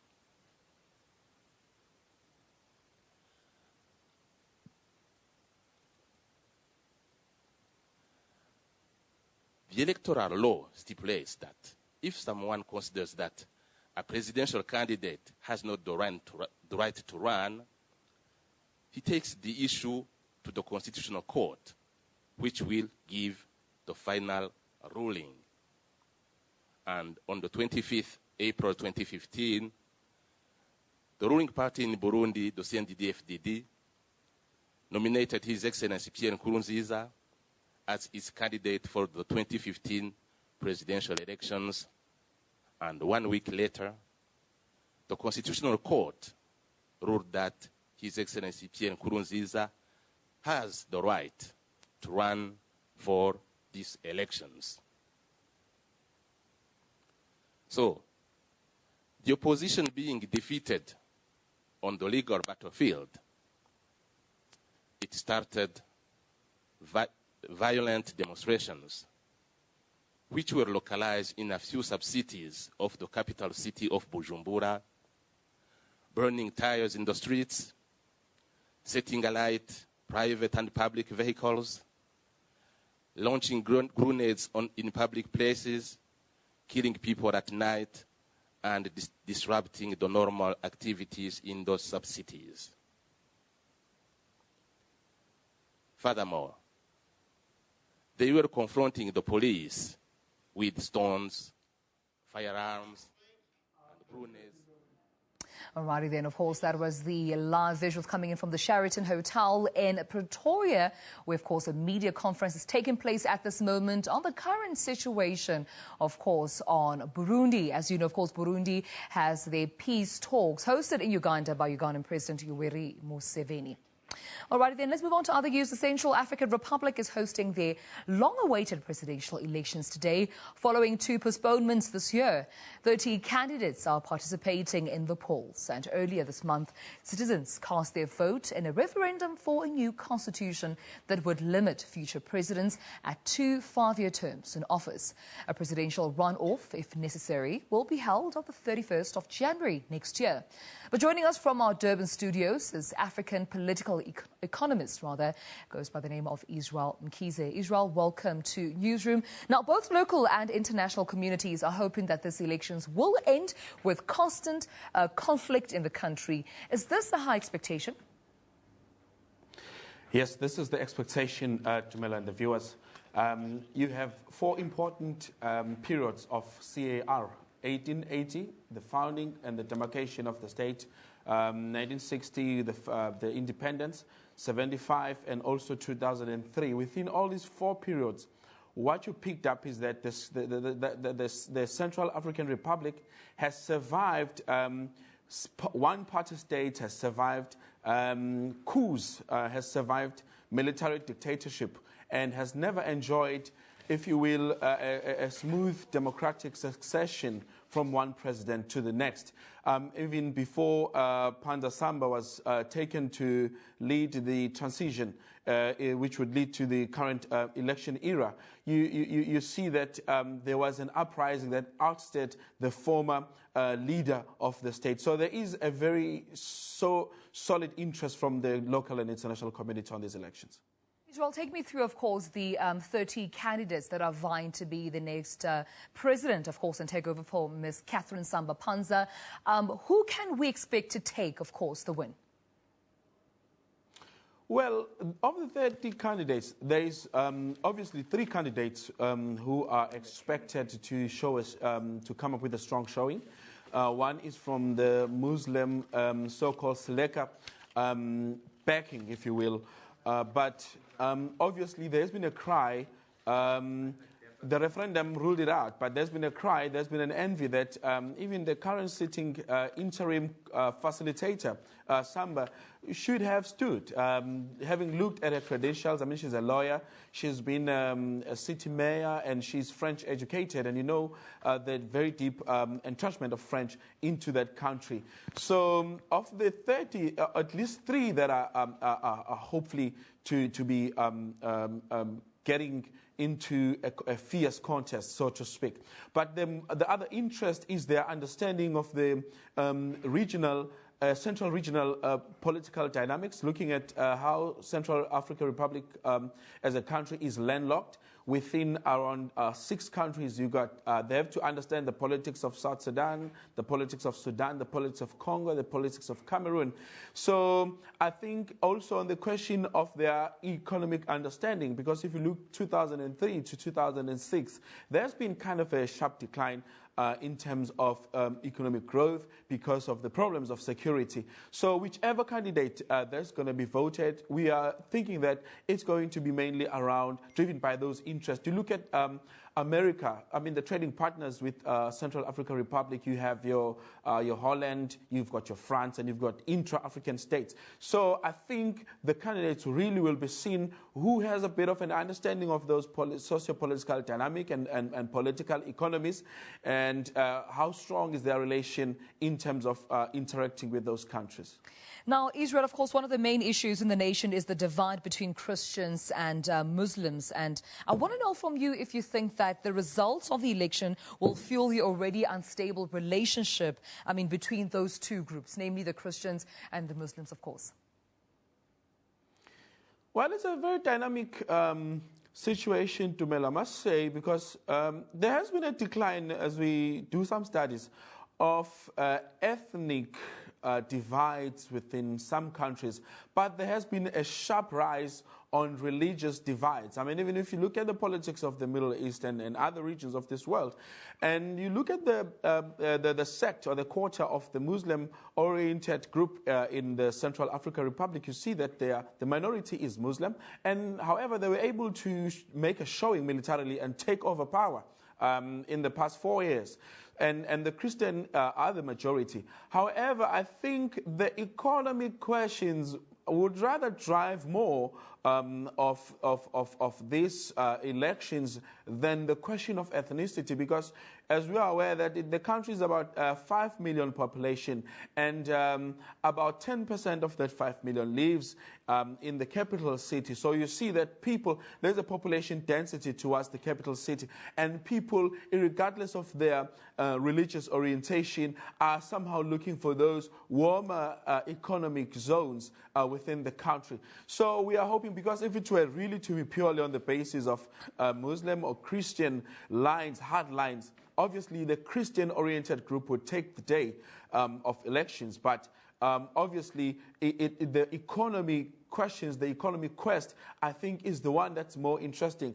Mind you that the country solely depends on agriculture as the main contributor to the GDP, and it also depends on mining. Now, you've seen that there's been a scattering of people because of the security question, going outside of the country, going to neighboring countries, approximately 2 million people in the past 2 years during this security instabilities. So there is a hope that they will decide beyond the interest of creedal lines and religious sects. All righty then, thank you so much. That was our African, of course, economist, the political analyst, Israel Mkhize, updating us on his sentiments regarding the CAR's upcoming elections. As you know, 30 candidates are vying to be the next president of the Central African Republic, of course, taking over from interim President Catherine Samba-Panza. We'll take a short break. When we come back, Kendall Mahamate will be updating you on not so good news. The Proteas are not doing well, but I'll leave all those news to him. We'll be right back.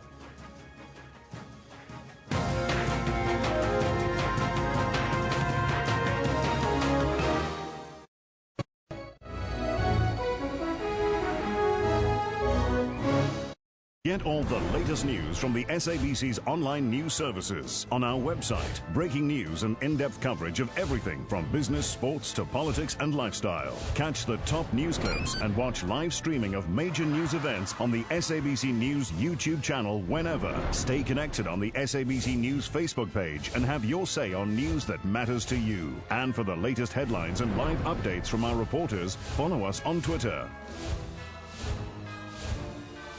SABC Digital News, anytime, anywhere.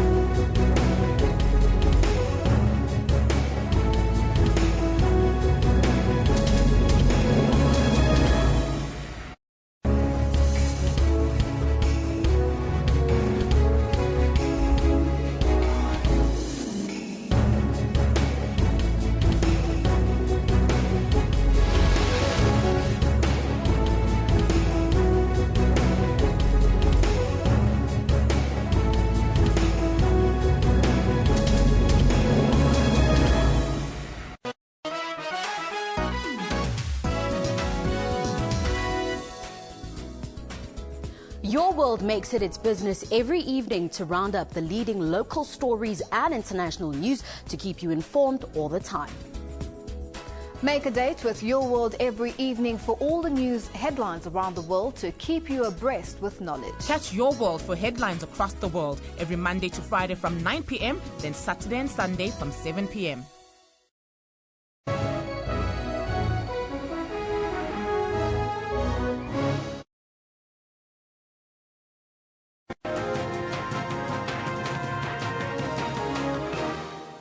Welcome back to Newsroom. Now, Burundi has been facing an uphill battle to maintain stability since elections which saw Pierre Nkurunziza elected as president. We're not going to cross back live to a media briefing in Pretoria, of course, which is held at the Sheraton Hotel in Pretoria, South Africa. Peacekeeping troops in Burundi because it found it unfounded. Nonetheless, the government of Burundi is committed to ensure that the violence which is being observed mainly in the capital city of Bujumbura stop. In this regard, while taking all necessary measures to disarm all those who detain illegal arms, the government is involved in a political dialogue with all the stakeholders, being Burundians and even other partners such as UN, AU, and European countries in order to achieve a lasting peace with the contribution of all. Let's stop here for the moment, Excellencies, ladies and gentlemen, and I will later on answer some of your questions if you have any. Thank you for your attention.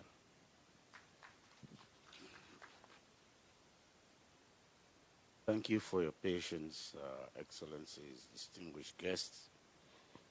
It's quite interesting that we are hosting this event today to put a spin and clarification on what is going on in Burundi. The general concept note addresses certain particular issues. We all belong to a great party called the AU, and the AU has several mandates, including peace and security on our continent.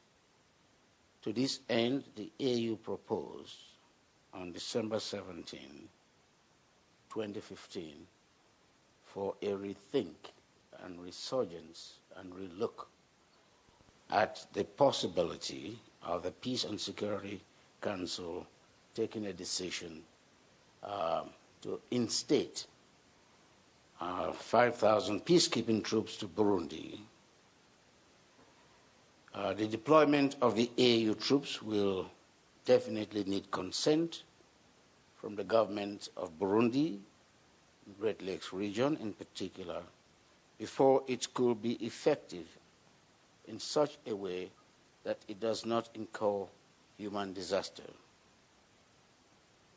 The position of this concept document fully supports peacekeeping in Africa, but at the same time seriously considers the importance of understanding the root causes of this problematic. To this end, certain important questions are posed, and this will be addressed by the various speakers. I will come back later on to take questions and also give the ambassador an opportunity to do a roundup, and I will do a follow-up on my own roundup.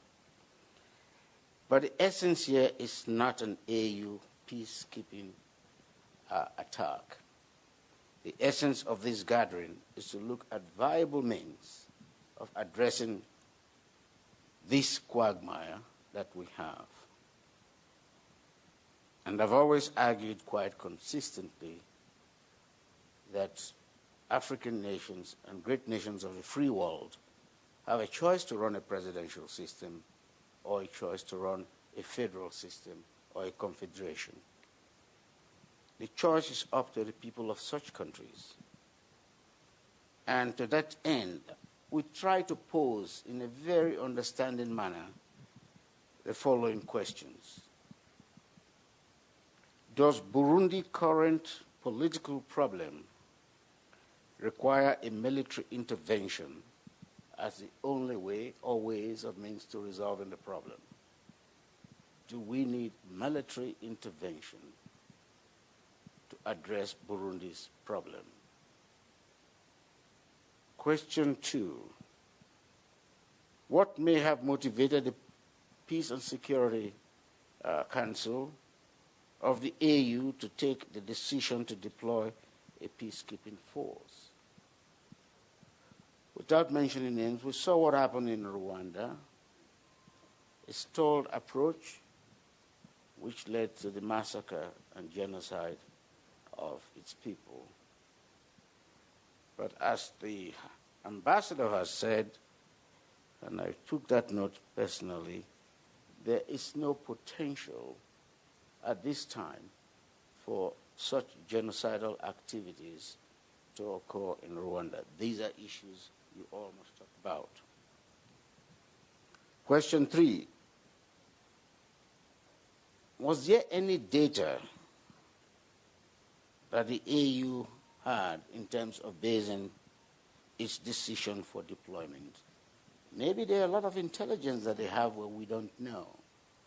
If so, it would be ideal for such data or information to be shared to the diplomatic corps, the ambassadorial settings, the international community for viable edification and verification. Number 4, which is the final question. Can the observed violence in Bujumbura lead to a massive killing or massive killings? If that is the case, what should we do? I think we're all friends and well-wishers of Burundi here today. We wouldn't like to see the country go into serious difficulties. I think at this point, I would like to call on the first respondent here. Patrick Hajanadi is a political analyst and expert on Burundi issues. He currently works for the Institute for Justice and Reconciliation in Cape Town. He has served on the National School of Administration in Burundi as a lead researcher for the transitional demobilization and reintegration program of the World Bank. Please welcome him. Thank you.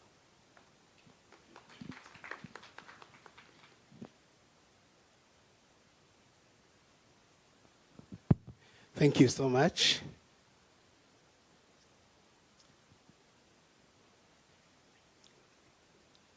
Oh, thank you so much for allowing me to speak to the audience. I want to greet you, all protocols respected. Before starting, I just want to make a precision. I am here not as someone working for IGR, but as an independent political analyst, although I work for the Institute for Justice and Reconciliation. As Mr. Ambassador said, there is a crisis, a political crisis in Burundi. That is something which is evident, but the way the issue is portrayed sometimes tend to be problematic. Here I just want to come back on the claims according to which the current crisis or the problems we are seeing in Burundi may lead to a genocide, with many people, especially through what we see in the media, comparing Burundi and Rwanda. because many people are saying that in Burundi, the situation in Burundi may lead to the 1994 Rwanda. According to what we see on the ground, this claim is false. And I just want to explain this through a historical and political perspective so that I can bring some kind of clarity. Yeah, so I want to bring some clarity through this lens of a historical and political perspective. I will not be too long, but I just want to emphasize on a few points. The first point is when Burundi and Rwanda were struggling to gain independence back in 1960s, the situation in Rwanda led to the chasing of the king, who was a Tutsi, and to massive killings with a lot of refugees flooding into Burundi, Uganda, Tanzania, and DRC. At the same time, during this period in Burundi, the struggle for independence led to a constitutional monarchy with the king of Burundi accepted by all Burundians as a father of the nation. Although he was a Tutsi, all Burundian Hutu and Tutsi and Twa accepted him and considered him as a father of nation. So the struggle for independence in Burundi did not lead to these massive killings. Although there are some people, some politicians who tried to import what was going on in Rwanda to Burundi with really a serious resistance on behalf of Burundian people and especially on behalf of the leader of the independence, the Prince Louis Rwagasore, who was, by the way, working with some Hutu leaders. He was a Tutsi, he was a son of the king, but he was working with the Hutu like Paul Mirerekano and Pierre Ngendandumwe, who later became the prime minister in Burundi. So this was the situation. Now, after this issue of independence, there was a period of the democratization back in the 90s. In Rwanda, the situation did not lead to any power sharing or any agreement, but there was a crisis when the RPF attacked the country. And during this period, Rwanda was at war, while in Burundi there was a process of seeking how to resolve the issue of Hutu and Tutsi, and which ultimately led to the signing of what is called actually the Charter of Unity in Burundi. And at this period, we had the first government in which there were Hutu and Tutsi who were represented equally under the leadership of President Buyoya. So, and from this period, as many remember, there were some elections back in 1993, and at this period, first Hutu president was elected, but after just 3 months in office, he was killed by the army, and this led to a severe war which lasted until 2005, according to some. But the severe conflict in reality ended in 2008 when the last armed group accepted to lay down weapons and decided to enter into the government of Burundi. So this was another situation which is really different from what we see happening in Rwanda. But the main issue that now differentiates Burundi and Rwanda is the existence of the peace agreement, the Arusha Peace and Reconciliation Agreement. And this Arusha Peace and Reconciliation Agreement has something specific which tend to be ignored while people are comparing Rwanda and Burundi. It is the ethnic quotas, as His Excellency Ambassador mentioned, and the power-sharing arrangement, which led to the fact that all the ethnic groups are represented into the government, into the parliament, and into the army, to a significant representation, especially with the over-representation of the minority.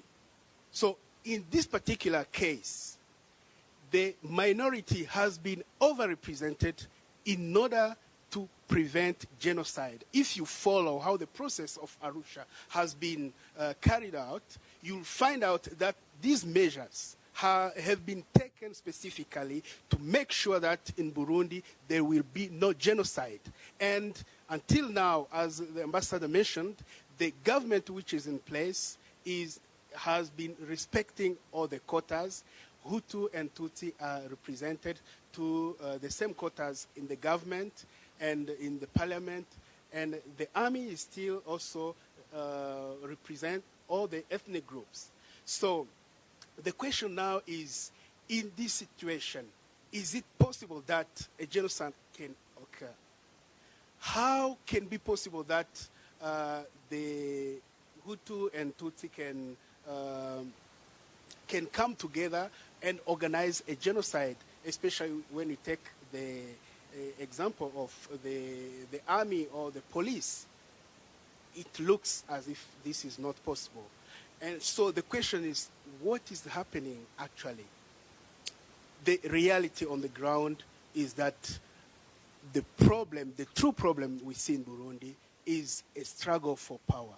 And this issue of genocide, this issue of mass killing are being used by many, especially the opposition, who want to trigger the intervention, the military intervention in Burundi, because this issue of genocide, this issue of mass killing is very sensitive.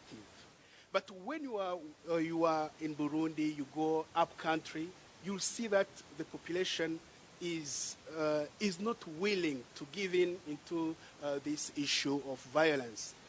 And as I mentioned, since the civil war in Burundi ended in 2008, while you are in the country, you find that people are still tired. And they still remember the memory of the violence, the memory of the severe conflict is still fresh in their mind. And people I met while discussing, they said, please go and tell those politicians to resolve their issues and not bring it to us, because we are small people and we do not want to go back to war. So this is the narrative you'll find among the population.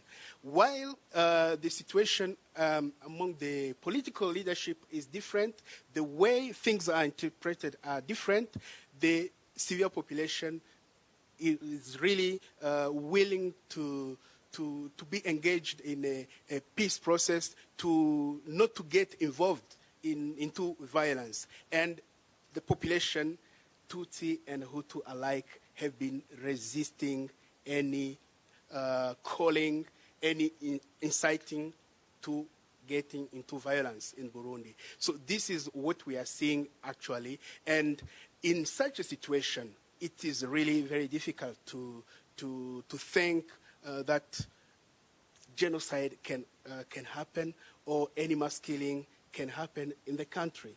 The other point I want to emphasize on is that in a recent document that has been provided by some members of the civil society, in a point 8, when they talk about a transitional government, they are suggesting that in Burundi there is a transitional government for 2 years, and the civil society is asking for having 30 seats into parliament and some posts as ministers, which brings back to this issue of thinking in terms of how the issue is mainly political and not ethnical, but with ethnicity being instrumentalized by some political leaders. Thank you.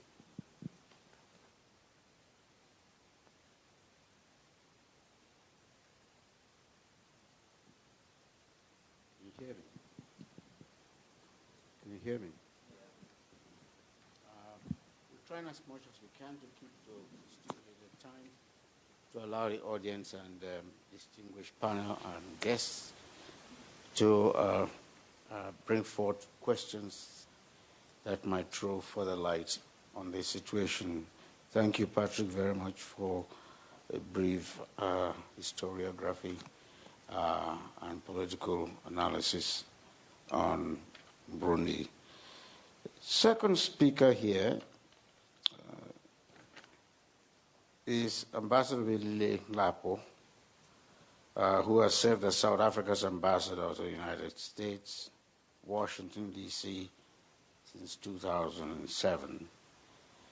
And thereafter, he served as National Security Special Advisor to President Jacob Zuma in November 2009. Comes with a wealth of experience. In June 2011, he became South Africa's special rep to the Great Lakes countries, including Burundi, Uganda, Tanzania, DRC, Democratic Republic of the Congo, and Rwanda. He also served as South Africa's ambassador to Ethiopia and permanent representative in the Organization of African Unity and the United Nations Economic Commission for Africa, and since 1995, and it's been assigned with several other distinguished tasks, which I am not here to mention because there isn't enough time. Please welcome the ambassador.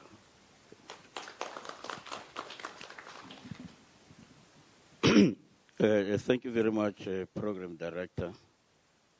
And thanks to the organizers of this press conference for inviting me as a friend of Burundi. That's the only capacity in which I'm here and can speak. I don't represent any government or any institution where I might be actively involved, still pursuing the issues of peace and security on the continent. First, let me say I totally agree that there is no evidence, in as far as I can understand the situation in Burundi, for the narrative that begins to suggest that there is genocide on the horizon. I think it's a very dangerous proposition, and we should not at all even entertain it, because it's got nothing to do with the reality and fact on the ground. It also, in fact, it's a disregard for the advances that have been made in the implementation of the Arusha Agreement, the peace aspect of it. Because if we seriously want to look at what happened in Burundi after the Arusha Agreement and what is happening now, there is no way that we can come to that conclusion. And I think Mwalimu Nyerere and Madiba are turning in their graves when they hear any suggestion of that nature, because it might be a disregard of the work that they have done to prevent precisely any situation that will develop to that extent. So I'm not going to get more into that issue at the moment. But let me just deal with two aspects.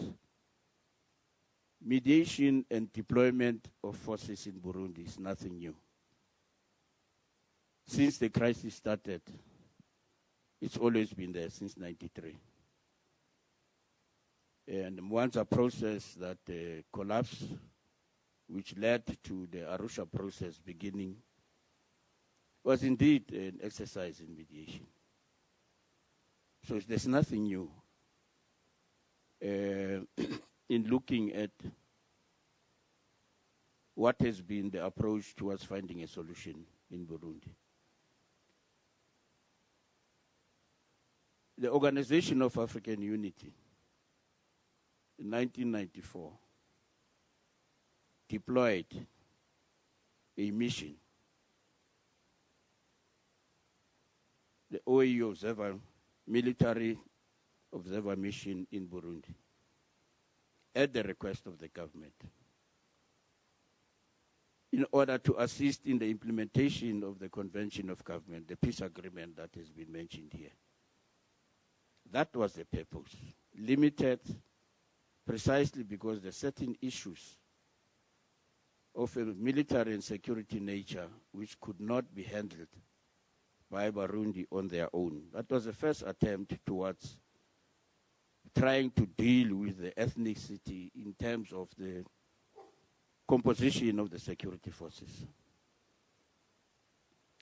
The second deployment that was done by in Burundi was the one that was a South African one, the protection force. Again, it was to assist in the implementation of the Arusha Agreement, to protect those who felt that they had no confidence in the security forces. That was the purpose of that deployment, to assist in the implementation of the Arusha Peace and Security Agreement. And then there was the third one, the African mission in Burundi, which was deployed by the Organization of African Unity, again to assist in the implementation of the Arusha Peace and Reconciliation Agreement, followed by the reheading of that mission to a United Nations mission in Burundi. I'm mentioning this because I think we need to take into consideration some of the historical facts that must inform how we respond to the developments in Burundi, and what is the purpose and intention of that particular kind of response. I served as a deputy head of the mission, of the African mission in Burundi, responsible for political affairs, and also with the United Nations mission, again as a chief political officer there, at the request of the United Nations. I was the head of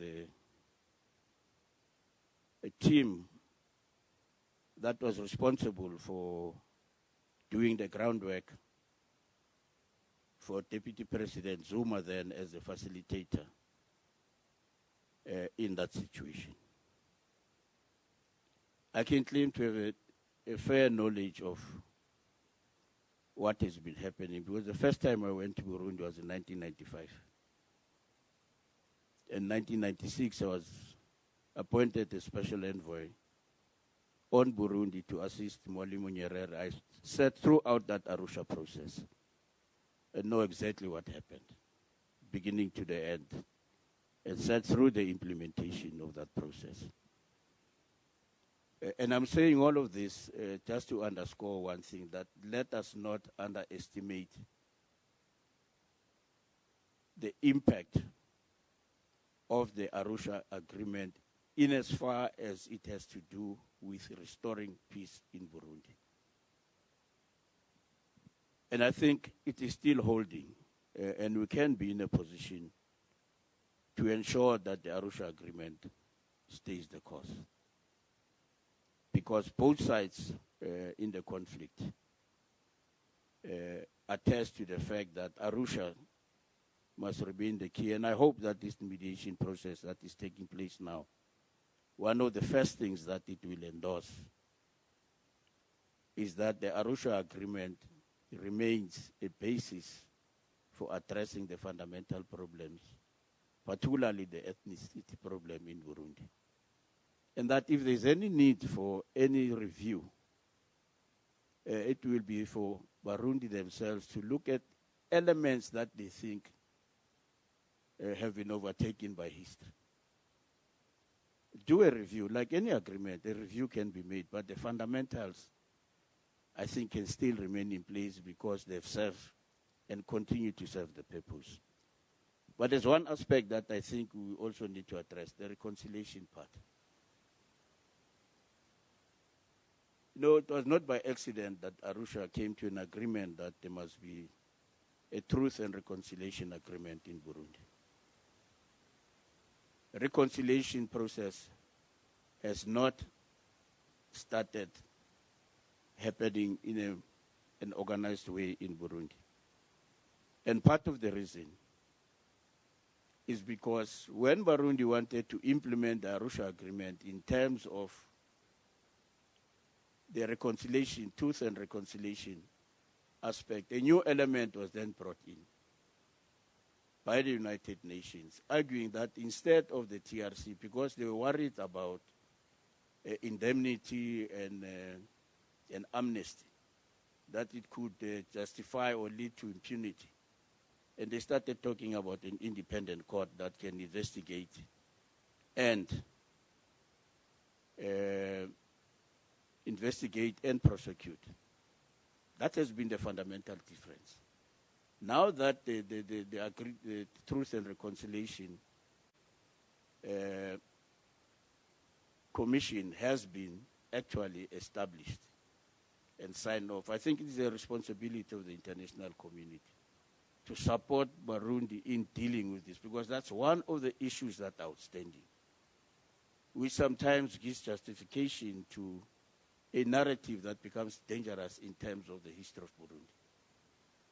An aspect that has not been adequately attended to. I think that needs to be done. 2, there's a land commission that has been established. The issue of land Burundi is a very critical one. I think it is incumbent on all of us to support Burundi in the implementation of that land commission, because it can be a source of very serious problems if it is not properly handled. Up to now, I think a lot has been done so far. But I think we need to step up the effort to support that process. The third one, I think the peace, reconciliation, and development aspect also need to be emphasized, and we need to start being serious about it. Burundi was one of the first candidate countries for the Peace Building Commission of the United Nations. Nothing has happened. I know that the Peace Building Office has been trying to do work again in Burundi to try and address some of the root causes of the conflicts in Burundi, which were identified in Committee 6 of the Arusha process. So I think those are some of the things that I believe we need to do. Focus on that, which will be positive, and also contribute towards addressing some of the fundamental issues of Burundi. Because if we don't do that, we are going to live with this problem for a very long time. Because the public sector will remain an area where everybody will want to be present. Private sector, you can talk about it in Burundi, is not an independent one. It is dependent on the public sector, including the very small civil society. It's also dependent on the public sector. And that's why everybody wants to be there. And if anyone loses an election in a situation like that, it means you lose everything. And therefore, the potential for violence becomes the easier temptation. I think we need to assist Burundi in ensuring that the outstanding issues of Arusha are being implemented. Thank you very much.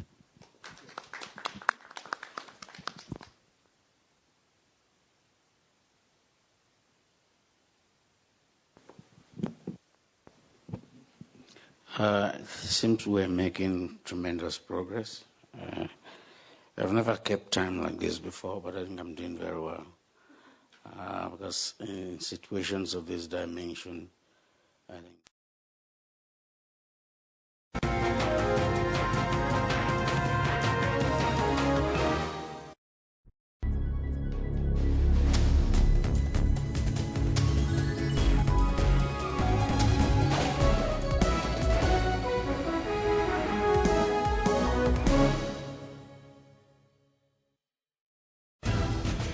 Africa's tech scene is constantly coming up with innovative ways to answer some of the continent's problems.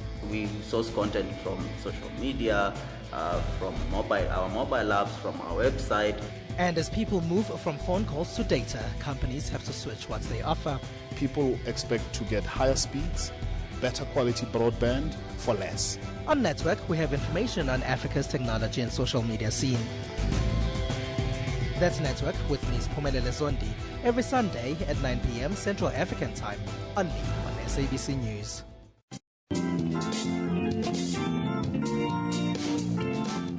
Makamelo Sekhuntse, one strong woman who said no to hunger.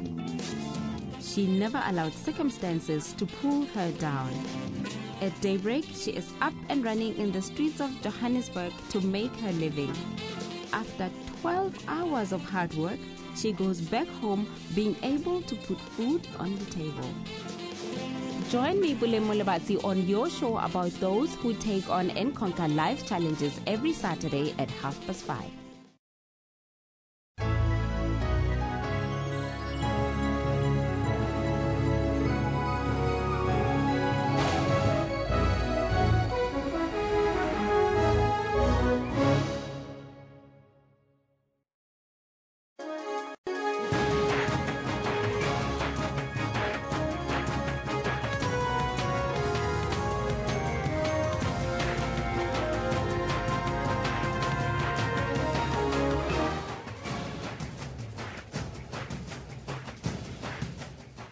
Welcome back to the final bulletin of Newsroom right here on SABC News. My name is Tumelo Mototwane and we're coming to you live from our Auckland Park studios in Johannesburg, South Africa, broadcasting to the rest of the African continent. And we're also streaming live on YouTube with the entire show available on our YouTube channel. But we're asking you the question, is the king getting preferential treatment? Well, you do know that the Dalindyebo king, of course, has been summoned to hand himself over to prison authorities today. Will he go to prison? Do you think that for the fact that he has had a chance to, hand over a petition to the Minister of Justice, had a chance to submit a presidential pardon to the president, that may give him a preferential treatment? We need to hear from you. Go to our social media, tweet at SABC Newsroom and hashtag SABC News. Now, we're also joined by our sports anchor, Kendall Mahamate, and I can assure you, no one in studio right now is happy with the Proteas, playoff right now. But I'm going to, of course, leave all of that to Kendall to update us coming on a little bit later on. But for now, though, let's look at your news making headlines.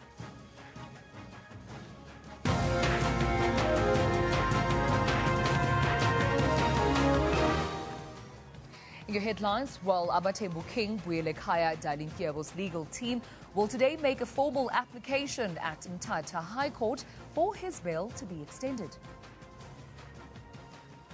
More than 98% of matriculants writing examinations held by the Independent Examinations Board have passed. Now, that's the same as last year, with over 10,000 full-time grade 12s written their exams this year. And voters in the Central African Republic are due to cast their ballots in a delayed presidential election. 30 candidates are vying to become president to replace the current interim leader, Catherine Samba-Panza. Well, that's your news for now. I'm going to hand over now to Kendall, of course, to give you an update in sports. Welcome back. Well, thank you very much, Tumelo. Yes, nobody is happy with what's going on out in Kingsmead, Durban right now. In fact, I get ahead of myself. Let me greet our viewers. Good morning. and that's just because that's a convention, and that's why I say good morning. We've got a bit of a situation happening out in Durban. The Proteas are being dismantled. They're desperately trying to get to the end of the day with wickets in hand, and their hopes of doing so are literally evaporating as the seconds tick by. Sitting on 155 for 8. You've got live visuals right now, and it seems it was 155 for 8, but now it's 155 for 9. The Proteas had 2 wickets remaining to try and get to 261, but that second to last wicket gone, and they literally have a single wicket to go. 3 ducks, I believe, in this particular batting innings, and England has dismantled the Proteas. Inside edge into the pad, looping up in the air. And that's pretty much it. And in other sporting news that you'll be hearing about later on, the English Premier League, Leicester have drawn with Manchester City, making an emphatic statement of intent as they close the year in second place on the log, a surprising all and sundry. They now are on 39 points with Arsenal. It's just a goal difference that makes Arsenal number 1.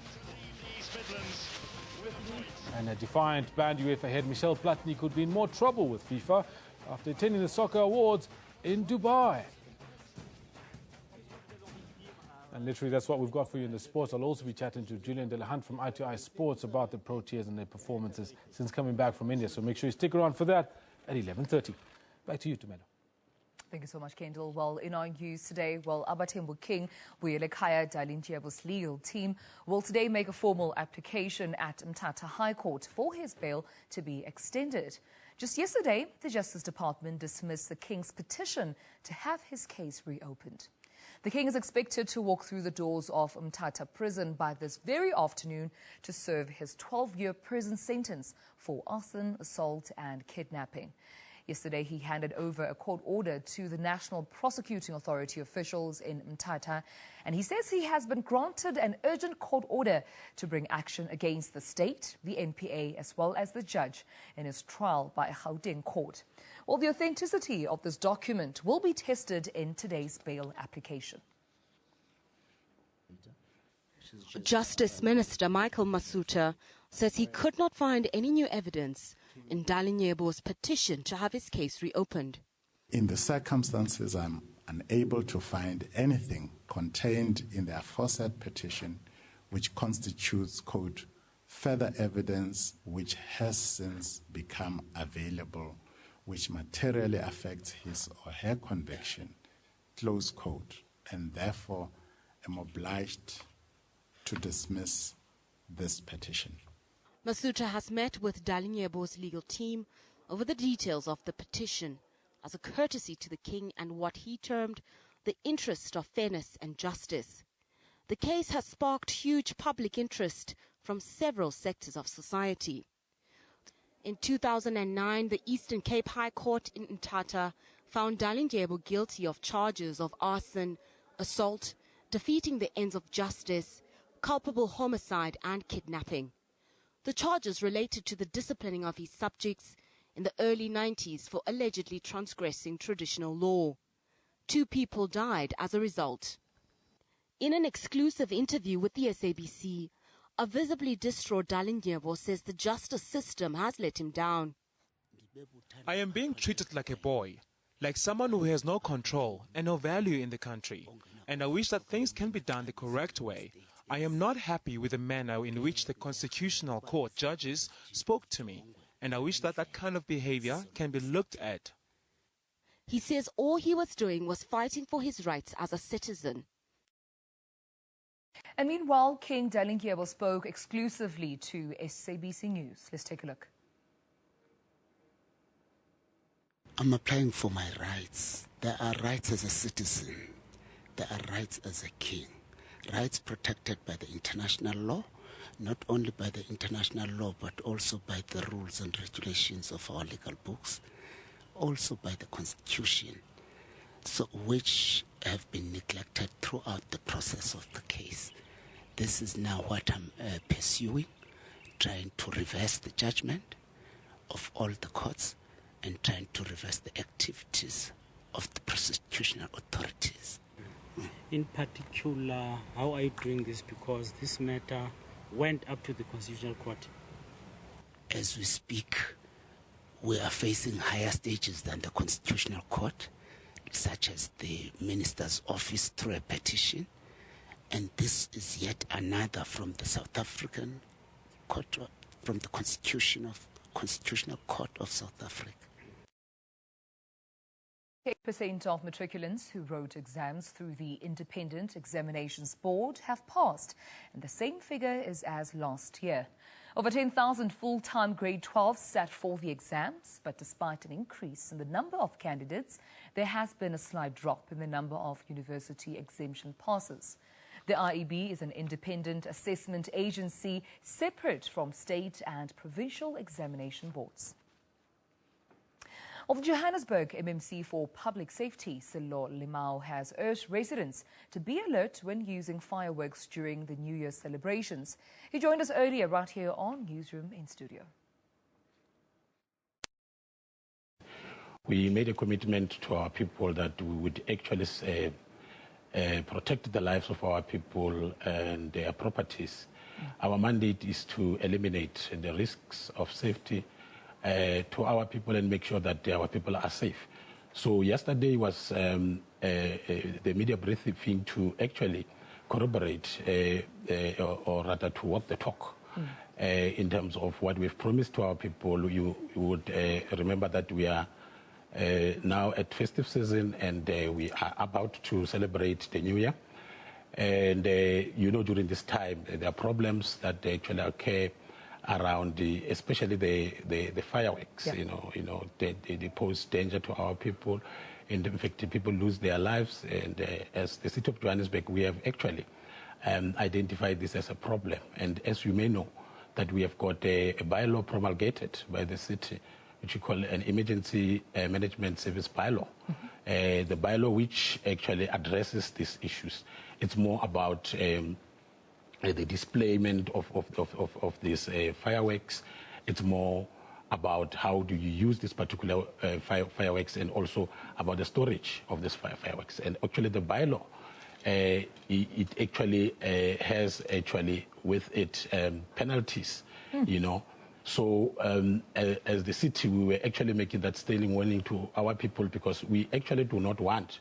Yeah. We want our people to celebrate. We don't want any bad effect, if I may say, that can happen to our people. So we're saying to our people, please let us enjoy, but we make sure that we play according to the rules of the city. We're tabling this particular law to the people, or bylaw, so that the people can be able to know and they can really abide by this particular law so that everybody is safe. Police services in Kimberley have received a welcome boost in their efforts to fight crime during the festive season. The South African breweries, also known as SABC, will this morning donate bicycles to support and ensure effective as well as visible policing in the areas. Khalishu, of course, and neighboring areas like Rodepan have been experiencing an increase in criminal incidents, mainly among the youth, under the influence of alcohol. But despite the SABC being a liquor entity, they have condemned such criminal activities and, as a result, have partnered with the police to combat crime. Well, Lieutenant General Risimati Shivuri, Northern Cape Provincial Commissioner, joined us earlier from the Kimberley studios. As the South African Police Service in the Northern Cape, we listened to the call by our acting National Commissioner when he said, go back to basics. And in partnership with South African breweries, we received 30 bicycles this morning. And as a result, we have to get our management and all our officers to be on the street riding the bicycles.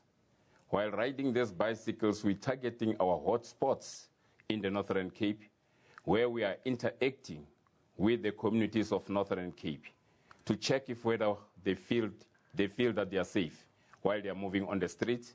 We went to the banks, taxi ranks. We are talking to people, because at the banks, at this point in time, that's where you find people robbed of their monies.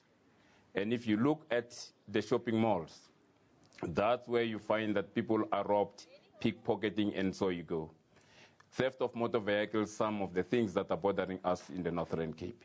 So this morning we became so visible that riding bicycles, talking to people, I saw the faces of the South Africans in the Northern Cape smiling to see the police all over Northern Cape.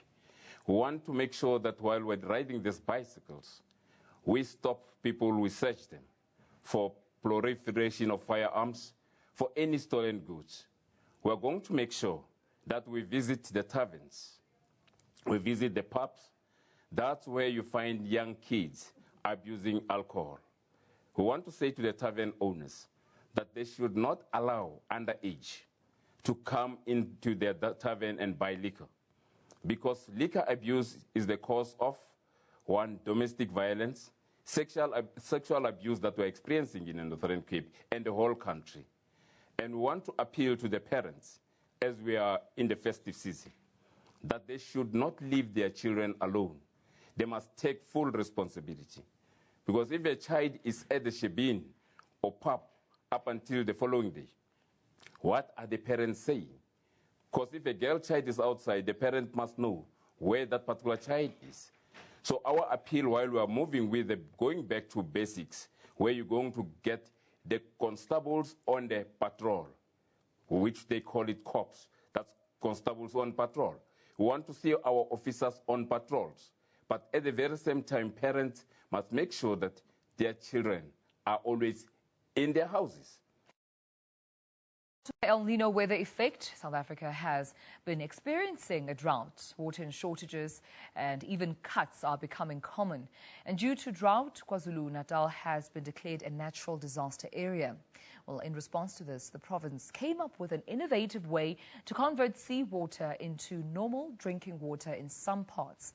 Morning Glass producer Nonzuzo Dlamini, as well as camera person Spusiso Matebula, compiled this report.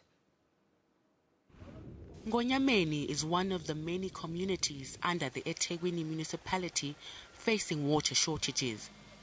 The majority of residents here depend on water tankers that make routine visits to supply what has become so scarce in this part of the country.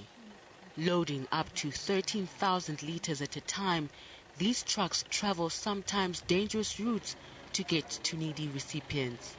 Right now, I've got 86 water tankers that are servicing a lot of areas in eThekwini municipality. I've got the south, it's quite big, like Ngonyameni. The main road covers about 15 km, and there we've got the roads that are going in, so it's quite a big area. There I've got 5 vehicles that are carrying 30,000 litres each, and we do about 3 trips a day, so it's quite big. Dams and rivers around the area have lost their purpose. Once, they used to be primary sources.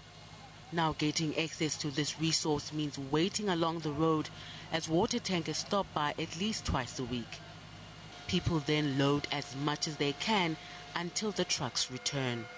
Nomthandazo Cabashe knows this very well. With her family's well-being on top of her list, she has no choice but to get used to this way of life. Even the tap that was erected in her yard early last year has also failed to deliver. This is affecting us pretty badly because sometimes when you are really in need of water, you can't get it anyway. Sometimes the elderly can't even take their medication. And laundry piles up. Dams have dried up. To alleviate water shortages being experienced by many like Nomthandazo, the Provincial Department of Cooperative Governance and Traditional Affairs has already started distributing converted seawater to some areas. There is an option available, which is, among other things, using the sea through a desalination process to augment the water capacity. So we are able to conduct all those investigations and understand how that process works out so that there can be long-term solutions. So, but indeed, the lessons that we are learning are very important. But what is most important now is that the members of the public, the community, they need to play their role. They need to use water sparingly. They need to treat every drop of water as if it was the last drop. We must avoid the wastage of water. We must fight water leaks. We must report water leaks. We must make sure that in our households we do everything we can to make sure that we conserve water. During our visit, weather conditions looked promising, but it only came down to drizzles, leaving the community of Ngonyameni and many others desperate for rain. Nonzo Dlamini, SABC News in Durban. Take a break. Of course, when we come back, we'll have more news for you. You're watching Newsroom. We'll be right back.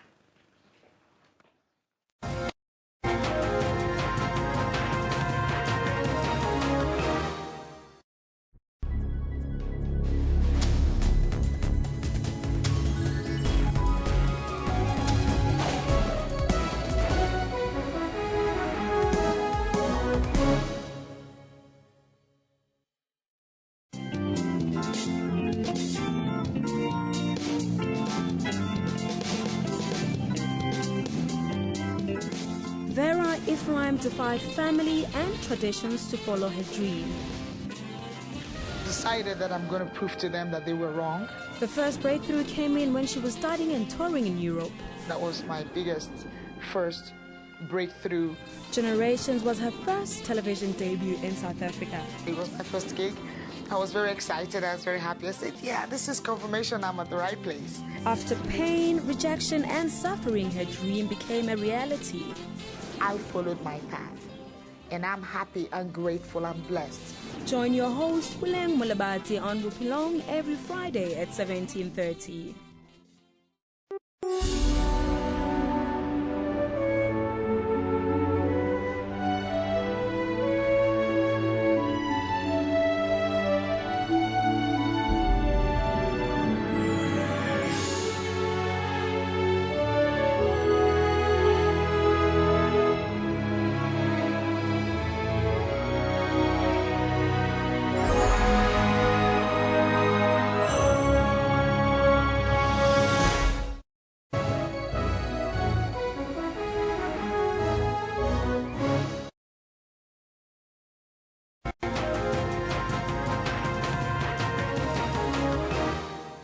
Welcome back to Newsroom. Now, in your international news, Guinea has been declared free of Ebola by the UN World Health Organization. More than 2,500 people have died from the virus in the West African nation. Liberia is now the only country still awaiting a countdown for the end of the epidemic. Celebrations in Guinea as the country is officially declared free of Ebola. The World Health Organization made the announcement 42 days after the last person confirmed to have the virus tested negative a second time. The WHO's special representative for Ebola response says it's an important milestone, but the fight isn't over yet. What we've learned is while we've stopped the original chains of transmission, we're also seeing small flares, 1 or 2, 3 cases occurring. The Ebola outbreak erupted in eastern Guinea 2 years ago. In that time, it spread to 9 other countries and killed more than 11,000 people. Liberia is now the only one still awaiting the Ebola-free declaration, and that could come in January. It's been declared free of the virus twice before, but each time new cases emerged. The WHO says the first 3 months of 2016 will be a critical period for West Africa, waiting to see if the virus makes a comeback. The year 2015 saw a record number of people fleeing their homes, with more than 60 million people uprooted by wars, conflict, as well as persecution. But according to the United Nations, 1 in every 122 worldwide have been forced to flee their homes or have been displaced within their own country. Now, a multiple crisis is emerging in the Eastern Horn of Africa, as it has become a home to nearly 3 million refugees this year, and the numbers continue to rise.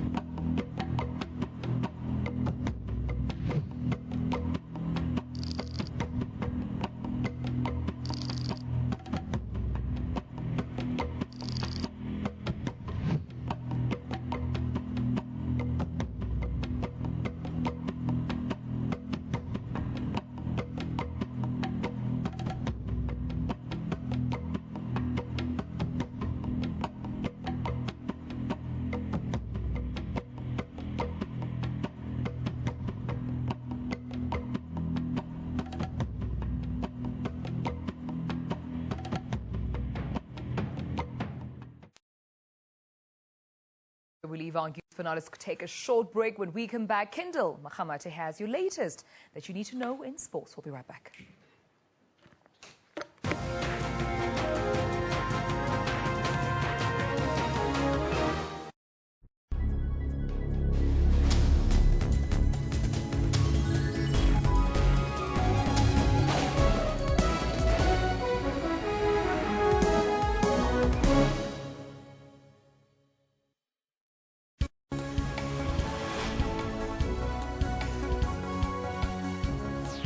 News Today takes an in-depth look on news locally, continentally, and globally. We bring the world to your home. We cover all economy news extensively to keep you informed.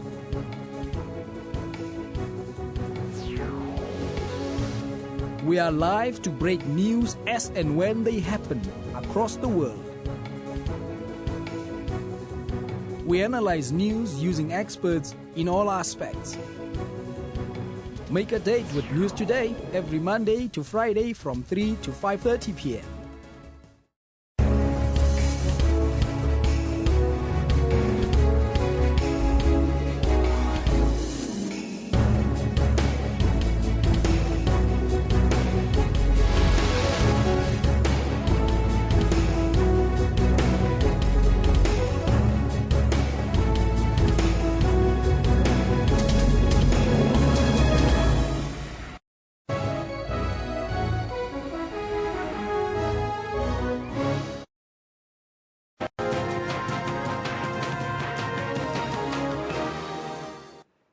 Welcome back. Kendall Makhamate, and I've got your sports on Newsroom. Now, top story for this hour is the Proteas. And they've had a rough time of it in recent months.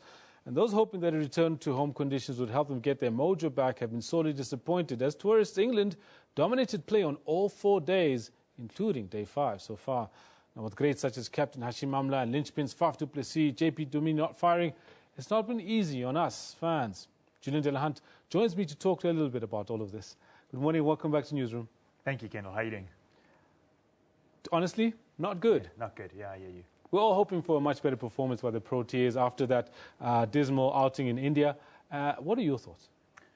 Well, I think, it's not just India. It started with the Bangladesh series. We could have got totally hammered in Bangladesh, to be quite honest with you. We've come home. We, as you rightfully said, the South African fans, I think the South African public, and so much of the team were looking to get back on home soil. Firstly, we didn't quite get the pitch conditions right, so we didn't prepare a pitch that really suited us, and that may have been, we were holding back a little bit, being a little uncertain. There's a confidence issue within the team that we can see in the body language on a day-to-day basis. When they step out there, the press conferences, Hash is looking a bit like a depleted man, something we haven't seen in a long time. And just generally the team are struggling for form. You covered a little bit about pitch conditions. It's been said before that Kingsmead is not happy hunting ground for the Proteas. Yeah, 36% win ratio there for the Proteas. That's not great. That's not normally the way you want to start a test series. I think we also, one of the other stats that I looked at recently was England haven't won the first match of a test series since 2004. So this is almost like the Box losing to Argentina in Durban. Maybe we should start moving things away from Durban. Good call, because I'm going to ask you about that later on. Like, what are the solutions to the current lean patch? Because, like you say, it's been coming for some time. It didn't just happen now. Yeah. And since Bangladesh, and maybe for some of the players, a little before that as well. Yeah, look, I've got a theory that it really started after that semi-final of the Cricket World Cup. Many people wouldn't really put 2 and 2 together there, but for me that was a defining moment. We had all that speculation afterwards, and no one really came out and spoke about it. There was pre-World Cup, there was the choking scenario, there was the talk about should they have a sports psychologist, a performance psychologist on board. The Proteas haven't taken someone along. Do they want to bring someone in now for an emergency fix-up? That's not the way to go. You change behaviour incrementally over time. You build high-performance teams over time. We work with Surrey Cricket, for example, in the UK. They've seen the absolute need of having sports and performance psychologists as part of their team. It's part of their setup. You travel to every game, every training session, you're there. The Proteas have decided not to. Whether that's right or wrong, that's to be debated. I think the proof is in the pudding, and I'd actually take it a little further than the semi-final of the World Cup. That match against India, that much hyped much hyped up and talked about match against India prior to us getting into the knockout stages was this dismal affair, because India absolutely dismantled the Proteas. Yeah, absolutely. And I mean, there's scarring. There's massive amounts of scarring from the bulk of this Proteas team. We've lost key players. You know, a Jacques Cullis retiring in the last couple of years, a Graham Smith, a Peterson. You know, all those guys retiring. So the bulk of our team, it's a very different, new look South African team. The hunger doesn't seem to be there. The players are playing within themselves. You know, when you're faced with a scenario like we're seeing at the moment, where players are playing to avoid defeat as opposed to going out and dominating the opposition, you're always going to be on the back foot, you know, always defending. Julian, this brings me to the question then. Is it about the selections? Is it about the coaching? Because, like you said, they've chosen to go the route of not having support personnel in terms of the head doctors, if I were you to use old school speak, but to use psychologists, to use mentors and mental coaches. Is it got something to do with the way the Proteas are being run and managed? Look, it seems old school. It seems like we're stuck in a bit of a rut, and maybe we just need one really good performance that kind of kickstarts things again. Unfortunately, that big performance hasn't, you know, it seems to be far away. I think there's a couple of players who unfortunately are going through a really, really rough patch, and I think people have spoken at length about the Faf du Plessis, the JP Derminies.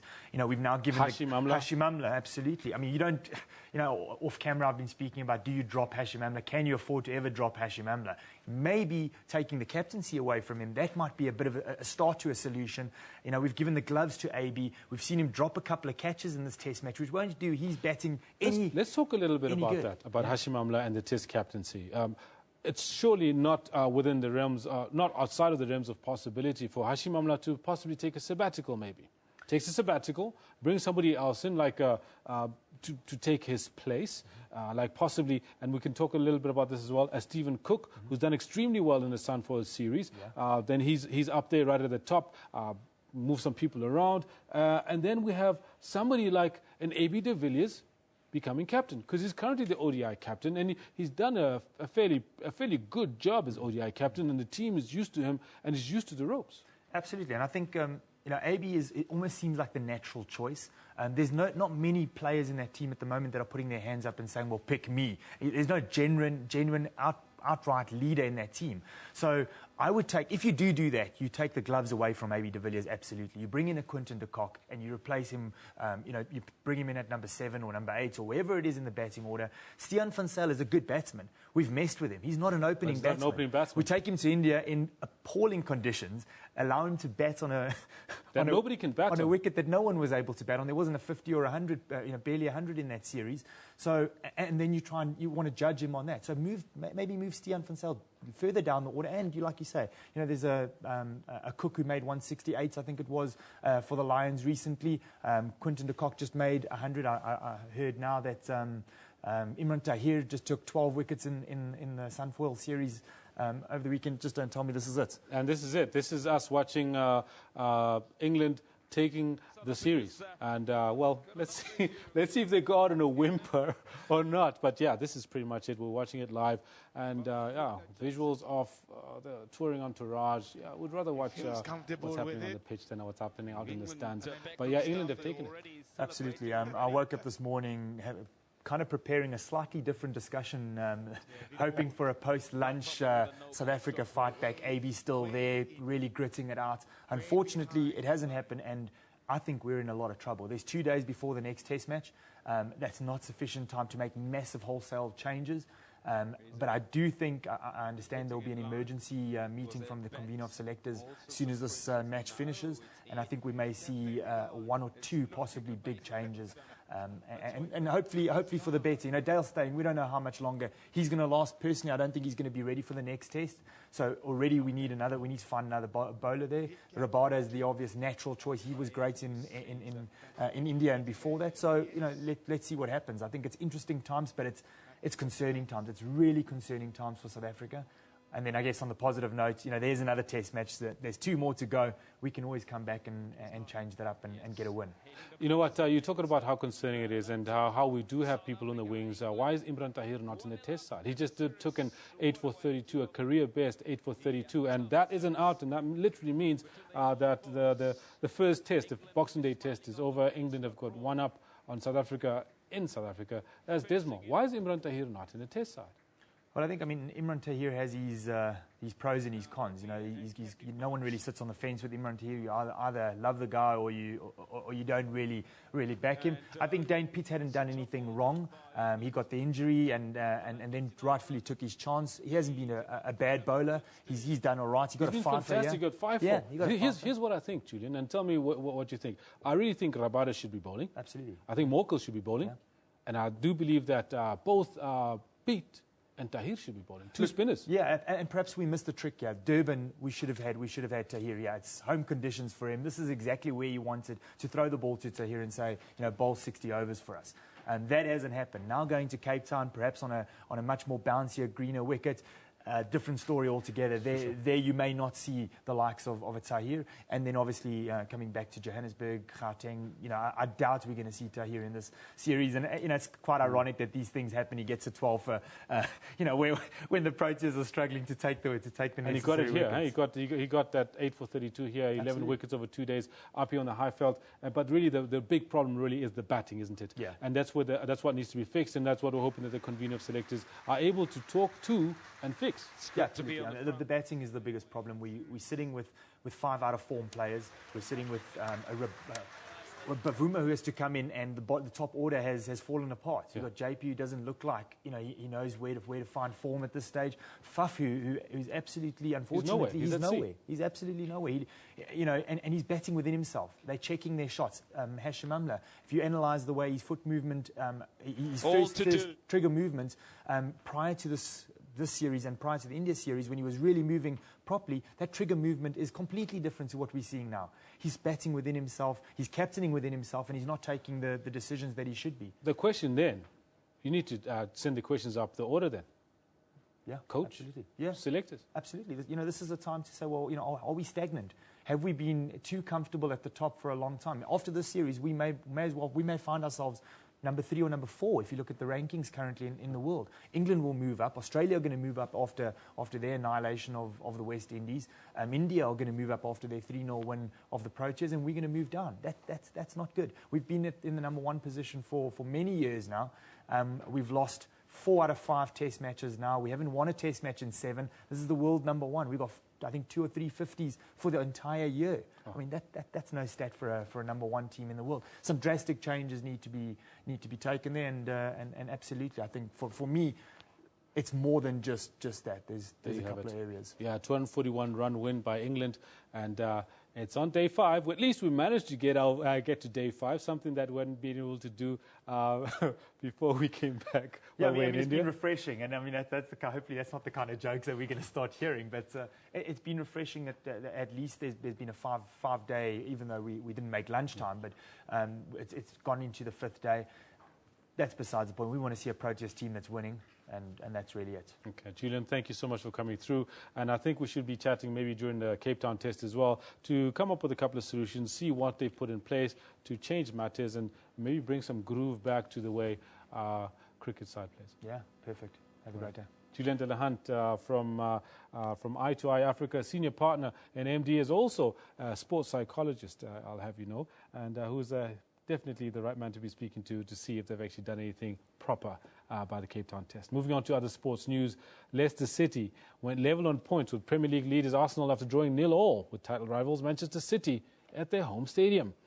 Now, this clash between the division's 2 top-scoring sides provided plenty of entertaining moments, but keepers Kasper Schmeichel and Joe Hart were equal to everything thrown at them. Jamie Vardy wasted Leicester's best chance late in the first half, while Manchester City, who've not won away in the league since mid-September, went close through Raheem Sterling and Nicolas Otamendi. Manchester City enjoyed 61% of possession with 5 shots on target, but were unable to score. And a crucial intervention by Schmeichel. Leicester, who suffered their first defeat in 11 league games at Liverpool on Saturday, have 39 points from 19 games and trail Arsenal in goal difference. Manchester City leapfrog Tottenham Hotspur to go into 3rd place and trail the top 2 by just 3 points. Now, the year 2015 will go down in history as the year when big business in sports was brought to its knees. This is the year when once all-powerful Josep Blatter, the president of FIFA, World Soccer's governing body, and his heir apparent, the head of UEFA, Michel Platini, were banned for 8 years from all football-related activities by FIFA's Ethics Committee. The charge, an alleged disloyal payment of 2 million Swiss francs made by FIFA to the Frenchman in 2011. I told you at the beginning, or when we started for this election, I like you. I like my job, and I like to be with you. I'm not perfect. Nobody is perfect. But we will do a good job together, I'm sure. So I thank you so much. I thank you for the trust and confidence. Trust and confidence. Together we go. Let's go, FIFA. Let's go, FIFA. Thank you. Thank you so much. Thank you. Thank you. Enough is enough. And we all love FIFA. All the national associations here, they love FIFA. But they are not happy how is running the FIFA. And they express their disappointment. But we all love FIFA, because FIFA is our house, the house of everybody. It's the governing body of the world. Platini was paid around 27 million rand 4 years ago for work he completed between 1998 and 2002. The Frenchman claims it was payment for serving as technical advisor to FIFA President Sepp Blatter, and says it could not be paid at the time due to the organization's financial situation. Both Blatter, who is also suspended, and Platini have indicated that there was a verbal agreement between the two and have denied any wrongdoing. A final verdict on the matter is expected by the end of the month. But Platini, who has registered as a candidate to take over the FIFA presidency from Blatter, cannot run while he's banned. The presidential election is due to take place on the 26th of February next year.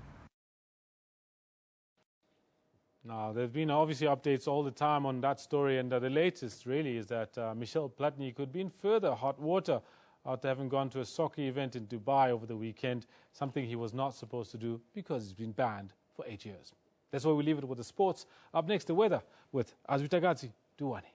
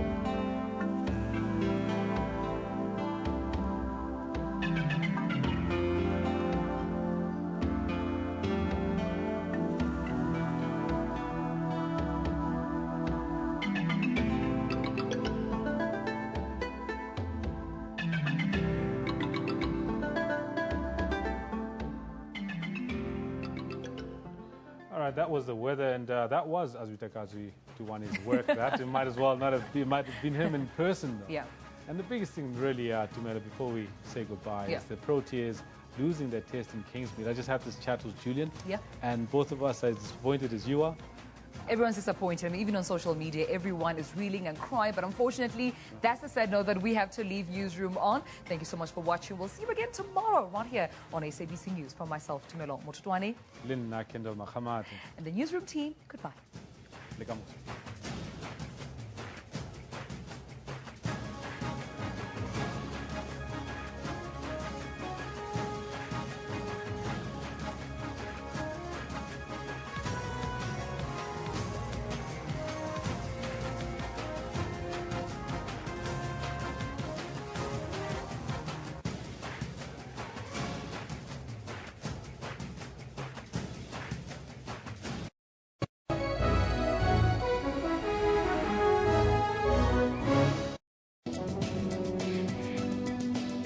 Our eyes are the window to the beautiful wonders of the world, but blindness enhances other senses. Technology has made living with blindness easy.